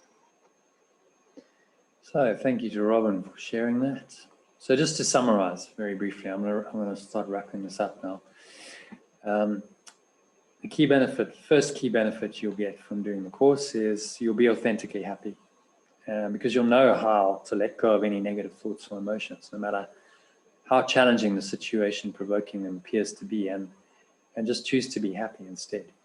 You'll do your daily activities in flow. You'll know how to remain poised and enjoy the moment while taking positive, harmonious action to respond to any situation effectively. And you'll experience fulfillment, higher purpose, and well-being, because you'll be happy and in flow in every aspect of your life, living a meaningful, extraordinary, ordinary life that gives you and others miraculous experiences and results regularly. This is something you work at. It's not something that just happens overnight, but the course will give you these foundations, and you'll start to live in a way that's really being first, being based, be, do, and have. So you are authentically happy, then you do your activities from a state of happiness.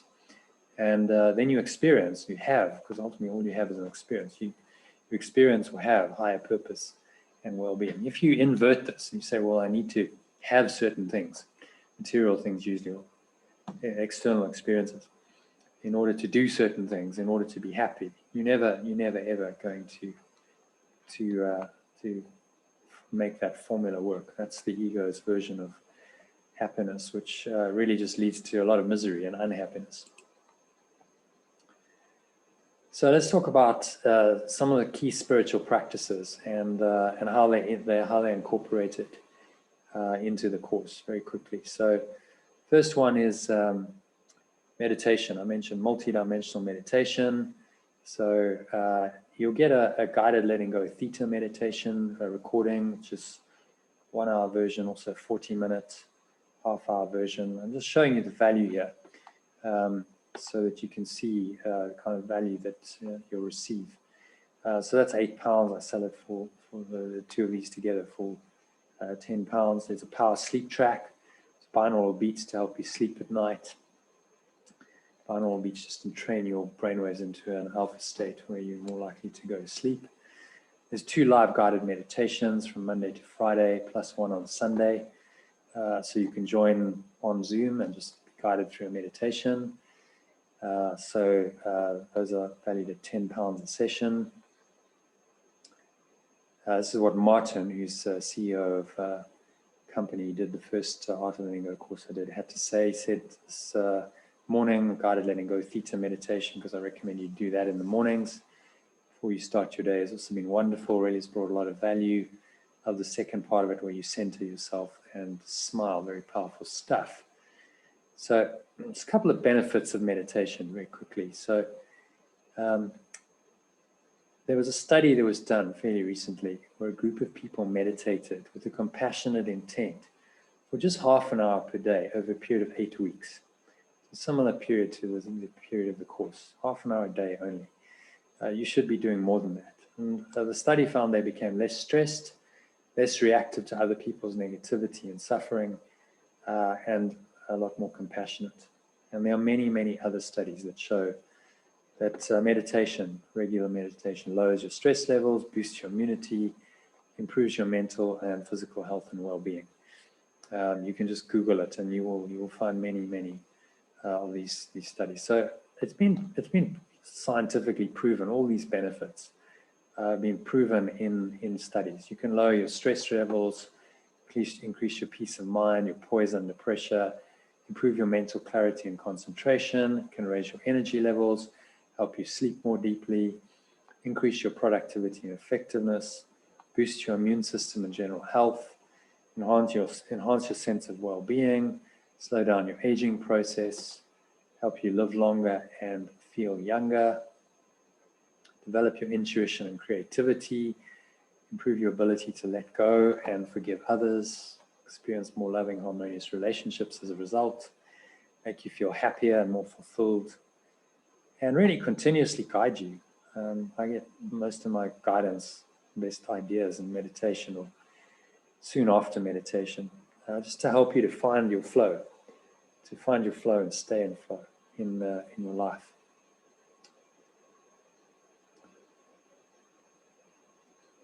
You'll also get some recordings of the live sessions. So if you don't make the live session, I send you a little WhatsApp recording so you can listen to it. So you have multiple opportunities and support every day to help you to meditate. If you haven't established a good meditation practice in your life so far, then this will help you to do that. If you already have a meditation practice, I suggest you suspend what you do currently and just give this a fair trial.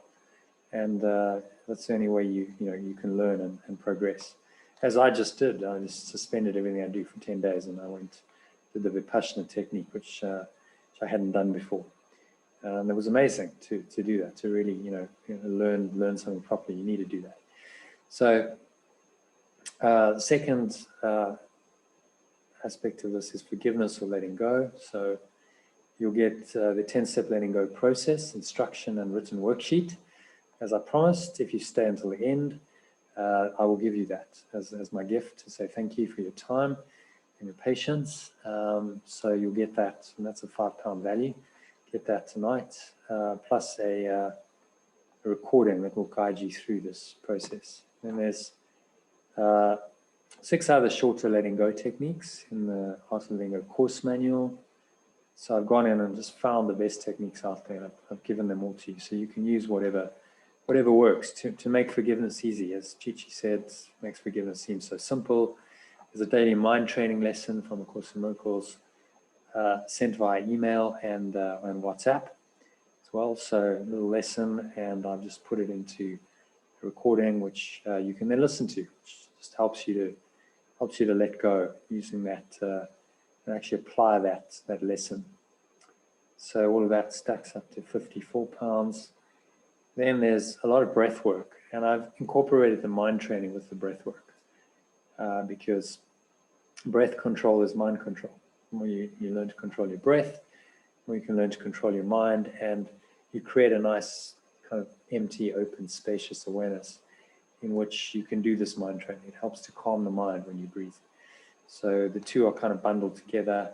You get audio and video recordings to guide you through 7 powerful breathwork techniques.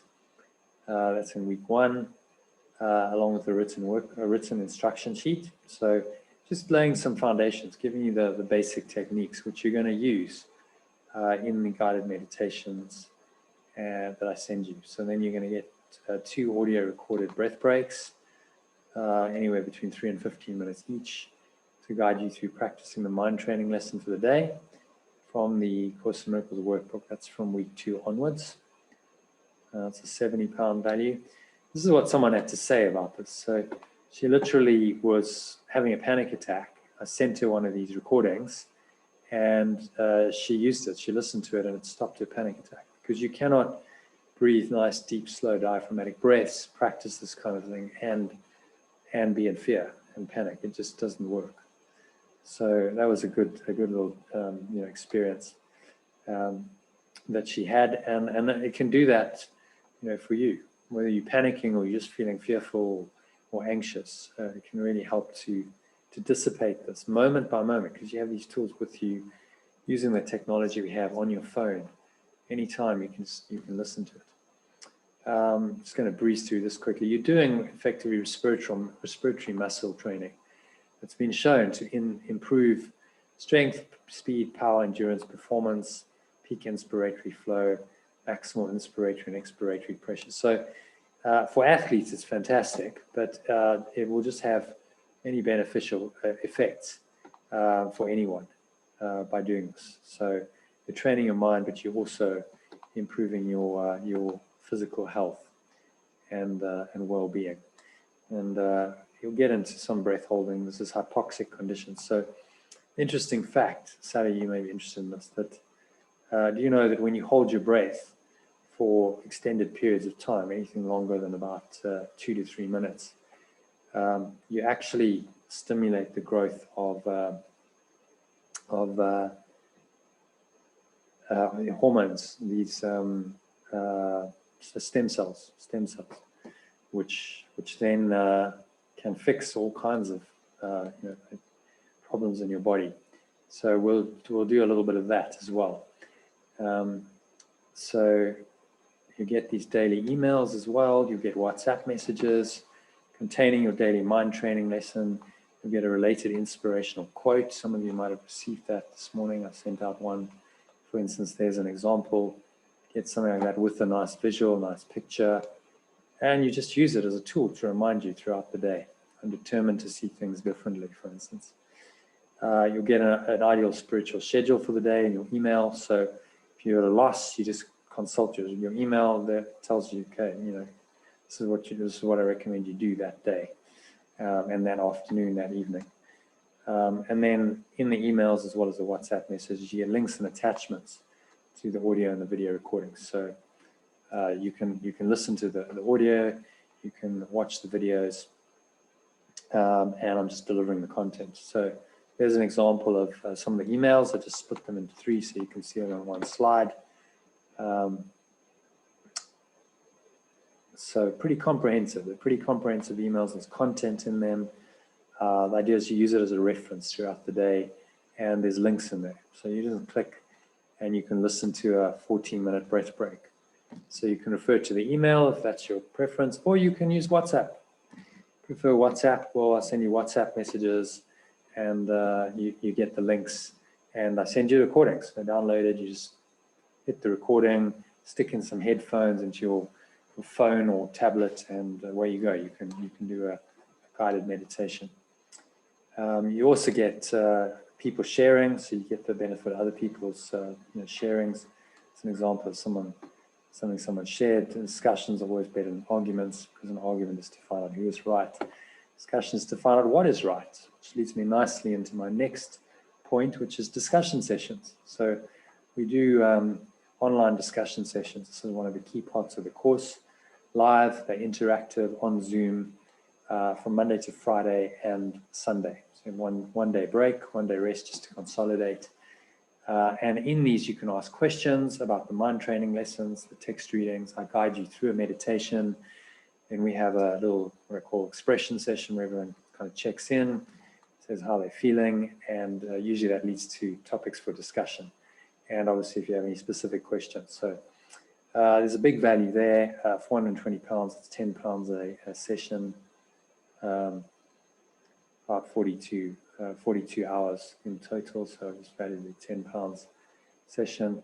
1 or 2 recorded discussion sessions also. So if you can't make the live ones, I give you recordings of from past courses, which you can listen to at leisure. You can watch the video, you can listen to the podcast, you can download it, download the podcast and listen to it while you're driving or walking, or I try to make the content as accessible as possible. So there's some major value there as well. Again, £10 a session. So a lot of value in these group discussions. And if you participate in them, you'll find that you get a lot out of them. As Vim said, there's a powerful dynamic in doing the material together. This is the group energy that comes in, and the immersion experience. Even though you're not physically together, it kind of duplicates to an extent what you get on a retreat when you're with people. Then reading, of course, in Miracles. So I send you all of the lessons and text readings, so you don't have to buy the book. The book is about £20, so there's a £20 saving. It's all open source, it's online. I send you the links. You just access it all online from your phone or computer. So if you have the book, great. If you want to buy the book, you can, but you don't need to. As this lady said, I find the text just so amazing. It really speaks to me on a deep level, and it's answering my questions about life, the universe, and everything. It's simply awesome. So Reshma, because there's some amazing, profound wisdom in here, and we study it. I guide you through it. Again, I'm sending you the emails, the WhatsApp messages with the links, with some audio and video recordings, to help you to understand this, not just intellectually, but experientially through your own practice. By doing the meditation and the breath breaks, you start to understand this. So that's £43 value, but I've already counted that, so I won't double count it again. So there's £20 value there. Then this idea of fasting and abstinence. So as a guy called John Piper said, the greatest enemy of hunger for God, this is enlightenment, the desire for enlightenment. Really, is apple pie is not poison, but apple pie. It's the banquet of the wicked, but just this endless trivial stuff we're exposed to, the prime time drivel of triviality we drink in every night on the TV. So I'm going to recommend that you take a break from that for 6 weeks. You just, first of all, you don't eat for a period. It could be as little as 12 hours. Well, that's just, overnight. It's not that big a deal. But you could extend it to 16 hours, 16-hour fast, just to start abstaining, start this process of letting go of some of these attachments. A lot of people are very attached to food, and you'll see that you don't actually need it nearly as much as you think you do. That's why, some spiritual traditions, they have Lent and they fast. The idea is to detach your mind and go into a state of equanimity, whether you've got food or not. So not doing anything harmful, so not drinking, smoking, or taking recreational drugs. Strongly recommend that. That's really going to help you in getting the most out of the course. And it may just get you out of a very bad habit. The primary reason to do this course is not to break these bad habits, but it's a side effect. You may find that you simply don't want to at the end of 6 weeks. What's the value of that? Well, you know, if you're a smoker, it's cost you thousands and thousands and thousands of pounds, rands, dollars over your lifetime. You'll know how expensive it is. Drinking as well, that's an expensive habit. Recreational drugs, it all costs money. And then not watching TV and avoiding news. Well, you know, what's the cost of that? You can't put a financial number to it. But if you're in fear and it's really negatively affecting your entire perception of life in the world, that can cost you a lot. It can cost you missed opportunities. It can cost you ultimately your peace of mind. So you can only really put a value to that. And if you're not eating, you could save up to 250 pounds in a retreat like this. So there's kind of an unintended value there. And then finally, just the end of day reflection. So this is asking yourself 4 powerful questions at the end of every day while listening to the Power Sleep track. A couple of pounds value there. You also get a guided end of day reflection. I've already counted that 2 pounds. So I just give you all these little tools to help you to actually practice these. So it's a very guided, structured process. You've got all the tools to help you to do this, because on your own, typically, you know, most people won't be able to do a process like this unless it's guided and facilitated, and there's some structure to it. As Patricia said, I think I had the best night's sleep I had in a long time, and woke up refreshed and willingness to start a new day. So Power Sleep track, I use it all the time before I go to bed. It really helps just to take your mind into an alpha state, and then you do the end of day reflection, just to help you to let go of anything that's cropped up that you're still holding on to, and also learn from your experiences every day, rather than just, you know, repeating the same mistakes over and over again, which is, as Einstein said, the definition of insanity. So just to summarize that value, there it all stacks up from different components with the value comes to 1571 pounds. And then I'm just going to take you through a couple of tools that I mentioned. So there's the program of 7 key spiritual practices. You also get this Art of Letting Go course information and exercise pack. Well, there's quite a lot in here. So there's a letting go process, the instruction, the written worksheet, which I'll give you at the end if you stay till the end. I'm getting there. I'm nearly finished. So just hang in for another 10 minutes or so. Instructions for 6 shorter letting go processes for quick release.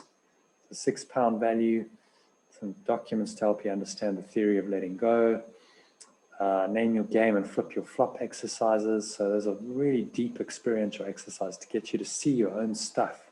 So this becomes very personal. You see your own stuff and you turn it around. And then you create a blueprint for your higher self and your true purpose. So some very powerful stuff that comes out of it. As Martin said, he really liked the name your game and the blueprint builder, because they seem to become aware of his shortcomings and address them. And he had an experience where he had an argument with a client, put the phone down in his ear, and he found peace. He found a state of equanimity, whether the guy had apologized or not. So very powerful stuff, this, as he said. And other transformational and mind training exercises, 12 pathways to higher consciousness, a map of consciousness to help you navigate the levels of your mind, a daily schedule planner to help you structure your ideal day. You'll get sent that when you in the course every day on email, but afterwards you can use that planner, and some inspirational quotes, even some poetry. So that's £30 value, but I don't want to double count this because I've already counted this previously, so it's £25 value. And then you get the meditation power pack. That's the guided letting go theta meditation, various length versions of it.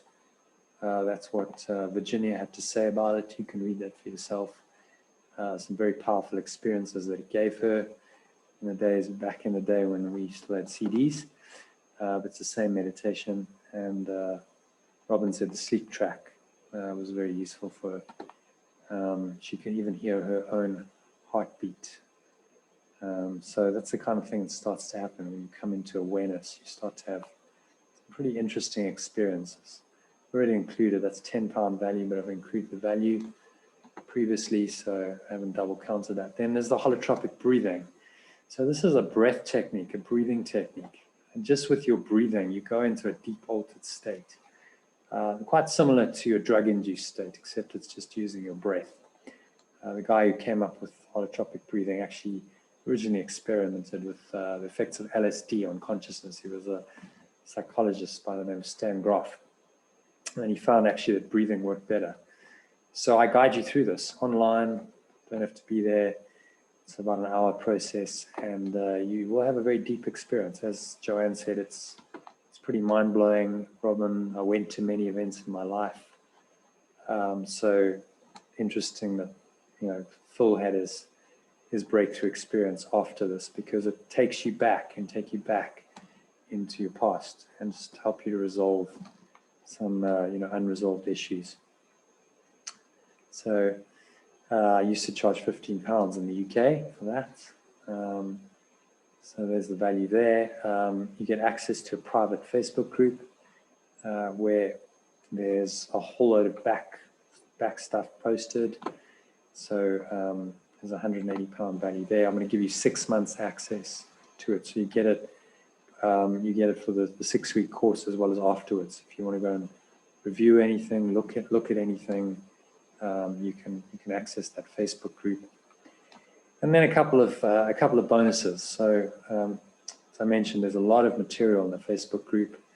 So about 150 hours of video and audio recordings of meditation and discussion sessions during previous Art of Letting Go course, and there's an ongoing program I call the Club. So it's all there. If you want to go and you want more than what I send you, you can go and you can look through that material as well. There's hundreds of hours that can keep you busy. So you can go as deep as you want in this course. There's plenty of material. What Robin used to do was just download the audios, the podcasts, and listen to them while she was driving. So that's a way of doing it to save time. And she found that all the negative, stressful thoughts that used to preoccupy her mind and that commute are just simply not there. Listening and applying the ideas. So that's a £300 value. And then free bonus 2 is there about 50 hours of high quality meditations that I've loaded into the Facebook group. So if you want to go and listen to those, you want to go and download those, help yourself. There's a whole lot of meditations that you can use once you've downloaded them over and over and over again. So significant extra value. And as Mike said, find your meditation practice into one with the course content really works well. So they're based on A Course in Miracles content, which just helps you to get an experience of it, to help you to practice it. As he said, it often shows me things I would not have picked up before. I give the space to view it differently.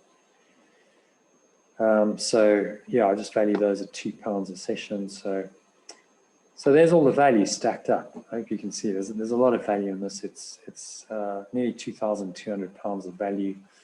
Now I'm not proposing that you pay that, but I am proposing that you invest something in it. So let me go through that. There's a total value of 2191. There's a 90% discount, just standard. That's typically what happens in online courses like that. So that's the industry standard. You give a 90% discount. Also going to give you an early bird discount of £21. So if you decide to do something about this tonight, even though the course is starting in a few days, I'll give you that early bird discount, £21. You lock that in, and you also get a 3-week free trial discount. So I'm going to give you a 3-week free trial. You want to try this, no charge, no problem. that's incorporated into the price. So you effectively get 3 weeks of the course free. Early bird special, valid until midnight tonight, is £97, which equates to about 1970 rands. Most people are rands. Dollars, that's somewhere around $137, give or take. And that's a 91% discount to value. So you're getting over 90% discount to value. So just in terms of the some logistics, dates and times, the next course starts this Sunday, the 6th of June. It runs for 6 weeks and 1 day. So it goes to Sunday, the 18th of July. And then there's a couple of others that I've scheduled, just so you know. It's one from the 19th of September to the end of October. And then next year, the 23rd of January to the 6th of March. So you can do either of those, any of those. Up to you. I'd recommend you do the next one because, you know, we'll strike while the iron's hot. Dive into that. But if for any reason you can't commit time and energy to it, then you could certainly take advantage of that early bird discount, sign up for tonight and do it for the others. Just reserve your place for those. In terms of the structure daily, just to give you the times, so you know it's 7:30 a.m. It's Eastern Daylight Time. 12:30 it's British Summer Time. 1:30 p.m. South African time. I mean, most people are South African. And that is 11:30 GMT. So it's happening around lunchtime for most people. And then in the evening, we'll be doing it at 7:30. It's UK time, UK summer time. 8:30 South African time. It'll be live meditation and discussion, which will last for anywhere from about 20 minutes. It's just a short meditation. Ideally, people are joining. We do a bit of interaction, a bit of discussion. So the afternoon one will maybe be half an hour to 40 minutes, and the evening one maybe extend up to an hour. But you'll find that you get a lot of value out of those sessions. I'd really encourage you to do as many of them as possible. And then every Sunday, we do a 2-hour meditation and discussion. So that's kind of the main session for the week. If you can't join any of the others, join that one. Sundays at 1:30. So course starts officially this Sunday, 1:30 South African time, 12:30 British Summer Time, at 7:30 Eastern Daylight Time in the US. In terms of the course structure, in week 1, we'll be doing an introduction, exploring the theory behind the course. So it's really based on the theory of A Course in Miracles. Read and discuss the first chapter of the text of A Course in Miracles. Work through exercises 1 to 3 in the Art of Letting Go course manual. We'll study and apply the first 7 pathways to higher consciousness. We'll learn and practice 7 fundamental breathwork techniques. And we'll work through the Course in Miracles text and workbook systematically from weeks 2 to 6. So the first 35 lessons of the workbook, first 5 chapters of the text, work through the remaining exercises in the course manual, last 5 pathways to higher consciousness. We'll end the course with a session of holotropic breathing. So in a nutshell, that's an overview. There's a lot in it, but just, you know, there's a daily process. You just follow the guidance every day, you get the messages, and it will unfold. So what might be your roadblocks? Inevitably, you come to the end of a presentation like this, you might go, well, I can't do it for these reasons. Well, the first might be I don't have the time. So let's address that, some solutions. First of all, just don't watch TV in the evening. If you watch any TV, just can it. Go to bed an hour earlier so you can get up an hour earlier to meditate in the morning for an hour. So you're trading something that tells you your vision for something that gives you inner vision. It's a very good trade in spiritual terms. Secondly, you can integrate some of the other key spiritual practices into your daily routine to make you more effective and productive. So for instance, you can take breath breaks when you need a break from work. You can listen to discussion sessions while doing other activities such as driving, eating, cooking, and walking. Just use that time and listen to those audio recordings. And then if you decide to do a 16-hour fast today, you can save time on meals. So less meal preparation. So all of those things can cut down on your existing time commitments, create easily an extra hour or two in the day where you can now spend time doing the spiritual practices that I'm going to recommend you do. So you might say, I'm not ready for this yet. Okay. I'd say if you're over 30, if prior to that, might be an argument that you're not quite ready, your life stage isn't ready, still need to kind of come to an awareness that this is necessary. But generally after 30, most people are starting to see the limitations of the existing thought system, the way they live, society, and often they start to question. It's called a midlife crisis, midlife wake-up call. So if you're over 30, well, you've probably already had that. I'd say it's just an excuse to avoid taking responsibility. You say, I'm not ready for your own happiness, your own flow, your own fulfillment, purpose, and success. And the truth is, no one else is going to do it for you. No one else is responsible for these. Only you can do it for yourself. And life goes quickly. Life doesn't last forever. 30 years go by very quickly. I've a member of my family has been trying to write a book for 30 years. 30 years and counting, and she still hasn't done it. It's just amazing, you just think, wow, 30 years have passed. 30 years ago, she was talking about it, still hasn't done it. So we'll give you all the tools and the support you need to do this, really to immerse yourself in this, to get a deep immersion experience, a deep dive into this. And that will transform your mind. I can guarantee you're going to come out of the 6-week process if you really do it properly, and you will be changed. Your life will have changed. You'll never be the same again.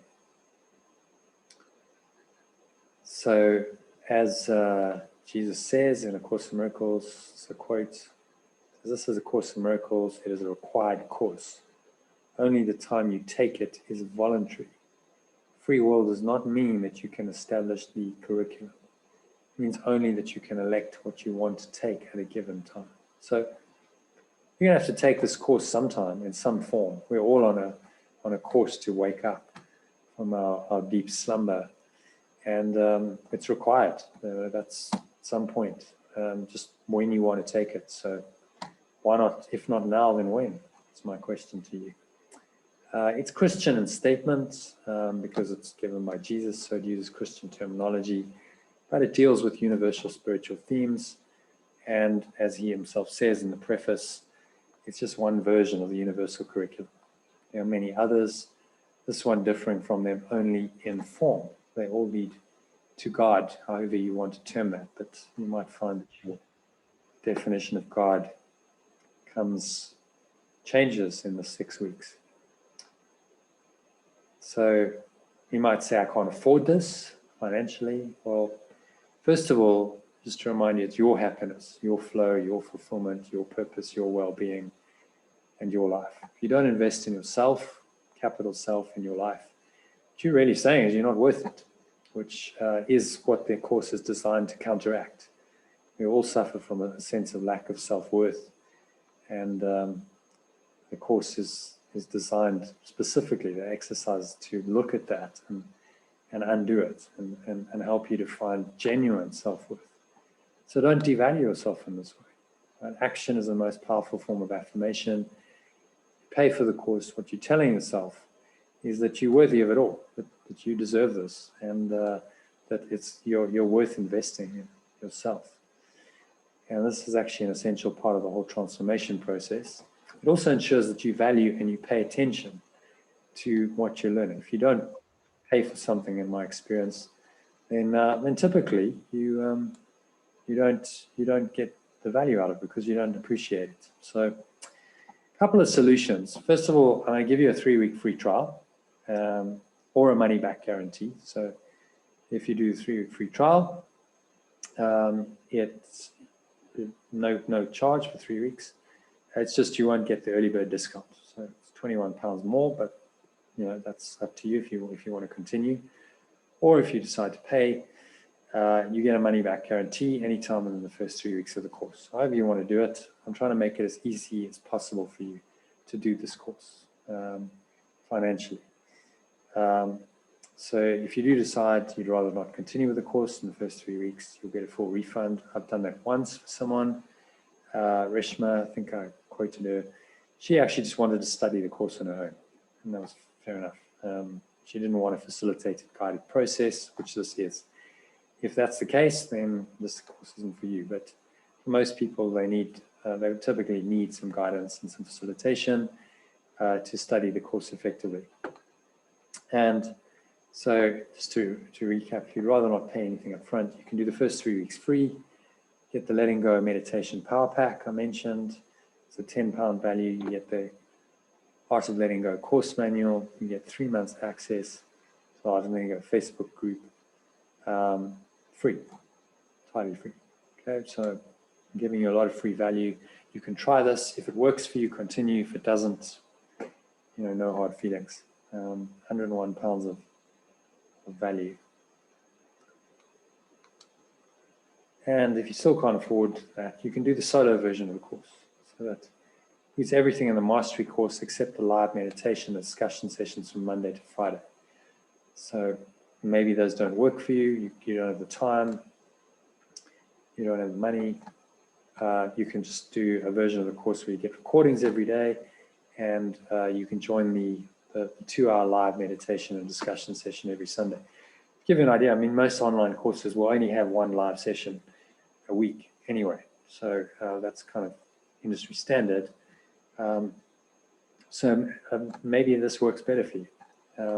I would encourage you to do the full course, the mastery course, because I think you really can get a lot of benefit from these group discussion sessions. But if for whatever reason you can't afford it, or you don't want to do so many live discussion sessions, then it's only £67, which is really very little pay. That's something like 1,400 Rand. So that's about a 94% discount to value. That's the huge amount of value in there. So just to recap the investment, less than 93.7% discount, less than £21 early bird discount, £67. Again, you lock in the early bird discount if you do this before midnight. That's UK time. So it's actually 1 p.m. South African time tonight. And then you can also you can do the course entirely free. If you pay a £397 accountability deposit and you do these various things, attend all the 7 live Sunday meditation and discussion sessions, attend a minimum of 30 additional live sessions, complete all 12 exercises in the course manual, complete an online questionnaire after the course finishes, do a 30-minute interview, and a 5-minute testimonial at the end of the course. If you do all of that, then you qualify, you get your money back. So you can do the course free if that works for you. So just to close it out, I'd say, can you afford not to do this? Really ask yourself that question. Can I afford not to do this? Because it's your happiness, it's your flow, your sense of higher purpose, well-being, your ability to thrive in life. These are really priceless. I put numbers to them because I'm asking you to invest in the course and pay something, but can't really put a price to your happiness, flow, purpose. These are timeless qualities. They're timeless. They're not really quantifiable. They're absolutely priceless. And as Yuval Noah Harari said, the best investment that you can make is in emotional intelligence and in mental balance. These kinds of skills that I've been talking about, how to keep changing through your life. But you keep in mind that much of what I'm learning might be relevant in 20 or 30 years. So whatever else I'm doing, so whatever like technical knowledge we learn with the coming of AI, a whole lot of careers are just going to disappear. I should also invest in developing my emotional intelligence, my mental balance, ability to remain equanimous. This is exactly what I've been talking about this whole presentation. And if you can stay equanimous and you're not getting upset, you're not allowing life to get to you, that is the greatest skill. So in the past, as you said, education was like building a stone house with very deep foundations. Now education is like constructing a tent. can fold up and move to another location very quickly and easily. So this is the tent of your mind. You just have a nimble mind. You're not attached to things. You don't allow your mind to drag you down. There's none of that heaviness. And that means you're much more agile. You're much more adaptable to this ever-changing world because you have a center that is not changeable. It's not changing. You've connected with your true essence that is changeless and unshakable. So as Marianne said, I promised to share this quote, so I'm going to end off with this. She said, our deepest fear is not that we're inadequate. Our deepest fear is that we're powerful beyond measure. It is our light, not our darkness, that most frightens us. We ask ourselves, who am I to be brilliant, gorgeous, talented, and fabulous? Actually, who are you not to be? You are a child of God. Your playing small doesn't serve the world. There's nothing enlightened about shrinking so that other people won't feel insecure around you. We're all meant to shine as children do. We were born to make manifest the glory of God that is within us. And it's not just in some of us, it's in everyone. And as we let our light shine, we unconsciously give other people permission to do the same. As we are liberated from our own fear, our presence automatically liberates others. So I hope in some way tonight I've helped you to do, I've helped to do that in you. You've felt a bit of liberation from fear, darkness, negativity, whatever you're dealing with. And I hope you'll take the next step. This is just a summary of the course and the options. So you can do it as single, you can do it as a couple. There's two of you and you join together, then you get an additional 10% discount. £67 is the minimum. That's only 1,350 Rand. 97 for the mastery course. It's just under 2,000 Rand. Then there's a couple options.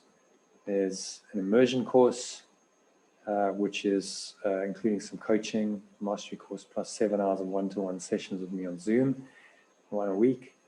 And you can do that as a couple as well. So they're the various options. As you can see, there's a lot of extra value and you get great discount to value on these. So just pick whichever one's going to work for you best and go for something. And these available early bird specials are available until midnight tonight. And they're the amounts are in dollar terms. So if you want to translate them into dollars, so just I referred to the matrix earlier. It's really about waking up. In the matrix, there's a great scene right at the beginning of the movie where there's this computer. It's like wake up, Neo. The matrix has you. Follow the white rabbit. Knock, knock. So that's what I've been doing. I've been knocking on the door, just saying, follow the white rabbit. Are you gonna follow me down the rabbit hole? It would be my to find your true self. It would be my great privilege to be your guide for a while in helping you to do that. So, journey of 1,000 miles begins with a single step, as Lao Tzu said. He was the guy who wrote the Tao Te Ching, which I mentioned earlier.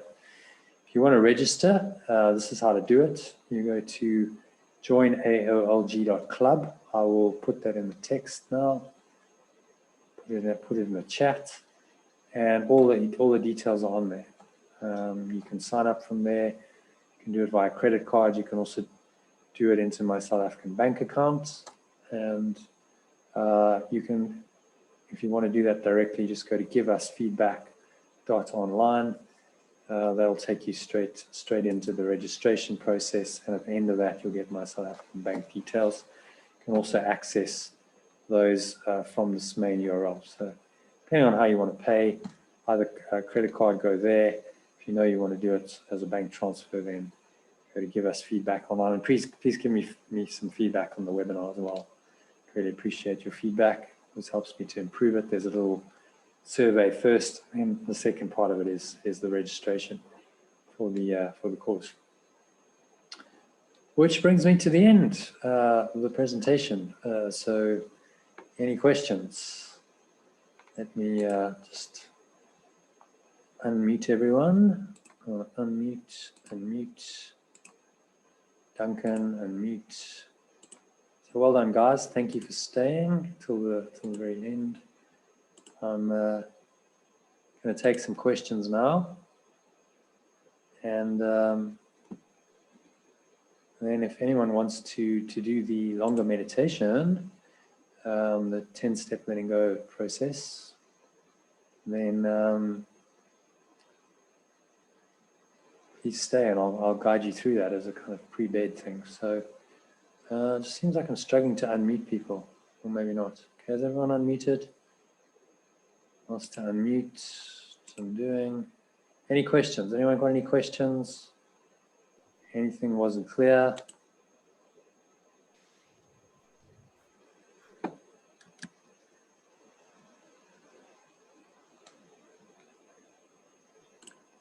No, no questions? Okay, everyone's still muted. Well, it's kind of, yeah, from Mark, you there? Duncan, you there? Yeah, I'm there. Mark's here. Great, fantastic. Yeah, any questions? Any questions? No questions for me, though. No, cool. Okay, excellent. So, yeah, let me know if if you'd like to sign up. It'd be great to have you on the course. The process is starting tomorrow. Really, I'm sending out the first email to prepare people. So if you want to do it, jump in tonight. If you want to do it as a free trial, just let me know now or afterwards, and I can sign you up. But I'd recommend the advantage of doing it as paid is that you'll save money. If you want to continue, it's a £21 extra kind of early bird discount, just to give you an incentive to commit. Generally, what I've seen is that people who do commit and pay tend to follow through and do the course and get more benefit from it. Duncan, you there? Hi. I'm going to bed. Sally, you're going to bed? Okay. Thank you for staying there. Thank you very much. It was a great presentation. I'll see you tomorrow. My pleasure. Yeah, we'll chat about it tomorrow, no doubt. Yeah, I'll see you tomorrow morning. Yeah. Right. And thanks for inviting everyone, because I think most of the people who came were through you. So. Pleasure. Bye. Okay. Night. Okay. Anyone else got any questions? Yeah, Jonathan, maybe just a quick reflection from my side. So, yeah, thanks very much for your time. I mean, I found this evening fascinating. I mean, it's actually been interesting. I've been on a similar kind of parallel journey, actually, funny enough, over the last 3 months. But my journey has been more the way of the cross. Okay. It was interesting. I mean, a lot of what you were touching on is very relevant in my life, in my journey. So it's all kind of resonating really strongly.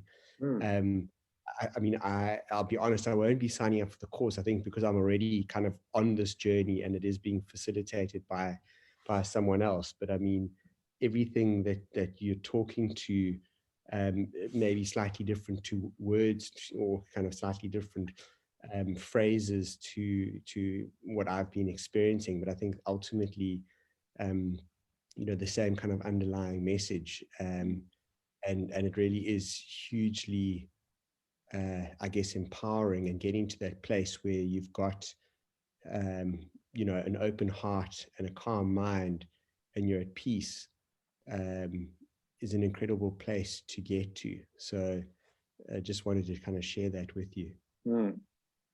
Thank you. Yeah, thanks for the feedback, and good luck. We're all on it. As one of the quotes said, it's a required course. We're all on a journey, and it's just diversion. I'm hoping that some of the people who join, this will be for them. They'll go, yes, I'd like to do this. Great, this works for me. It resonates with me. It's the right time. But we're all on the journey. Yeah. one way or another. And Well, good luck. I hope you get hmm, I hope you get lots of people signing up, because I think thank you. Yeah. Well, I've already got it. I mean, there's a few already signed up to the course, so it's happening. And just hopefully get some more, because the more the merrier. So, well, I mean, not entirely. If there were 100 people in the course, it changes the dynamics. But it's going to be a course of, at the moment, 6 people. At the moment, 6 people plus me. So we get a few more. It might end up being 10, 12 people or something. That's quite a nice number. It's a manageable number. It means in small groups you can, you can have the interaction and the discussions. It's just not possible if you've got 100 or 200 people. And then that adds huge value. Facilitate a number of these and I just see the learning that comes through this. So, yeah, thanks for the feedback, and good luck, and hopefully our paths will cross. yeah, awesome. Yeah, did you sign up? So if you signed up and you got in via signing up on my website, then I'll have your email and your mobile number. So I'll keep in touch with you. I send out daily inspirational quotes and messages, and it's free. So I'll add you to that group, as a WhatsApp group, and you can you can use the material if it benefits you, and I'll let you know about events. I do free meditations as well, online meditations every day. So to join. Super. To join those. Good to see you. Yeah. Awesome. Okay. So what's your email and your WhatsApp? Cool. Sounds good. All right. Thanks for joining. Good luck. Ciao. Okay, so a couple more people. Carson, you still there? And 760714. Left. Okay. All right. Carson around. Okay, Carson, you still there?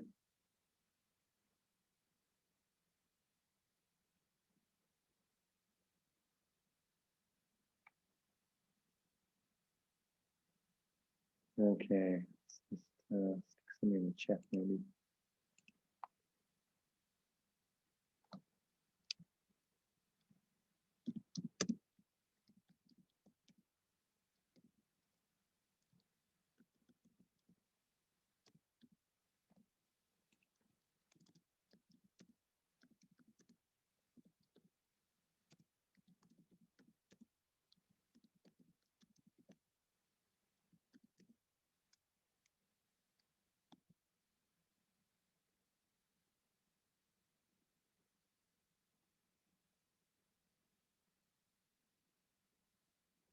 Okay, do you have any questions, Carson?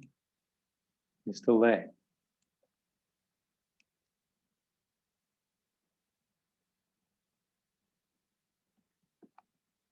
No, okay.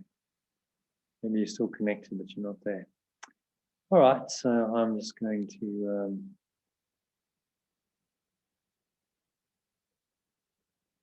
I'm going to end the presentation. So thank you, Carson, for joining, and I hope you'll decide to sign up. Just go to that this website.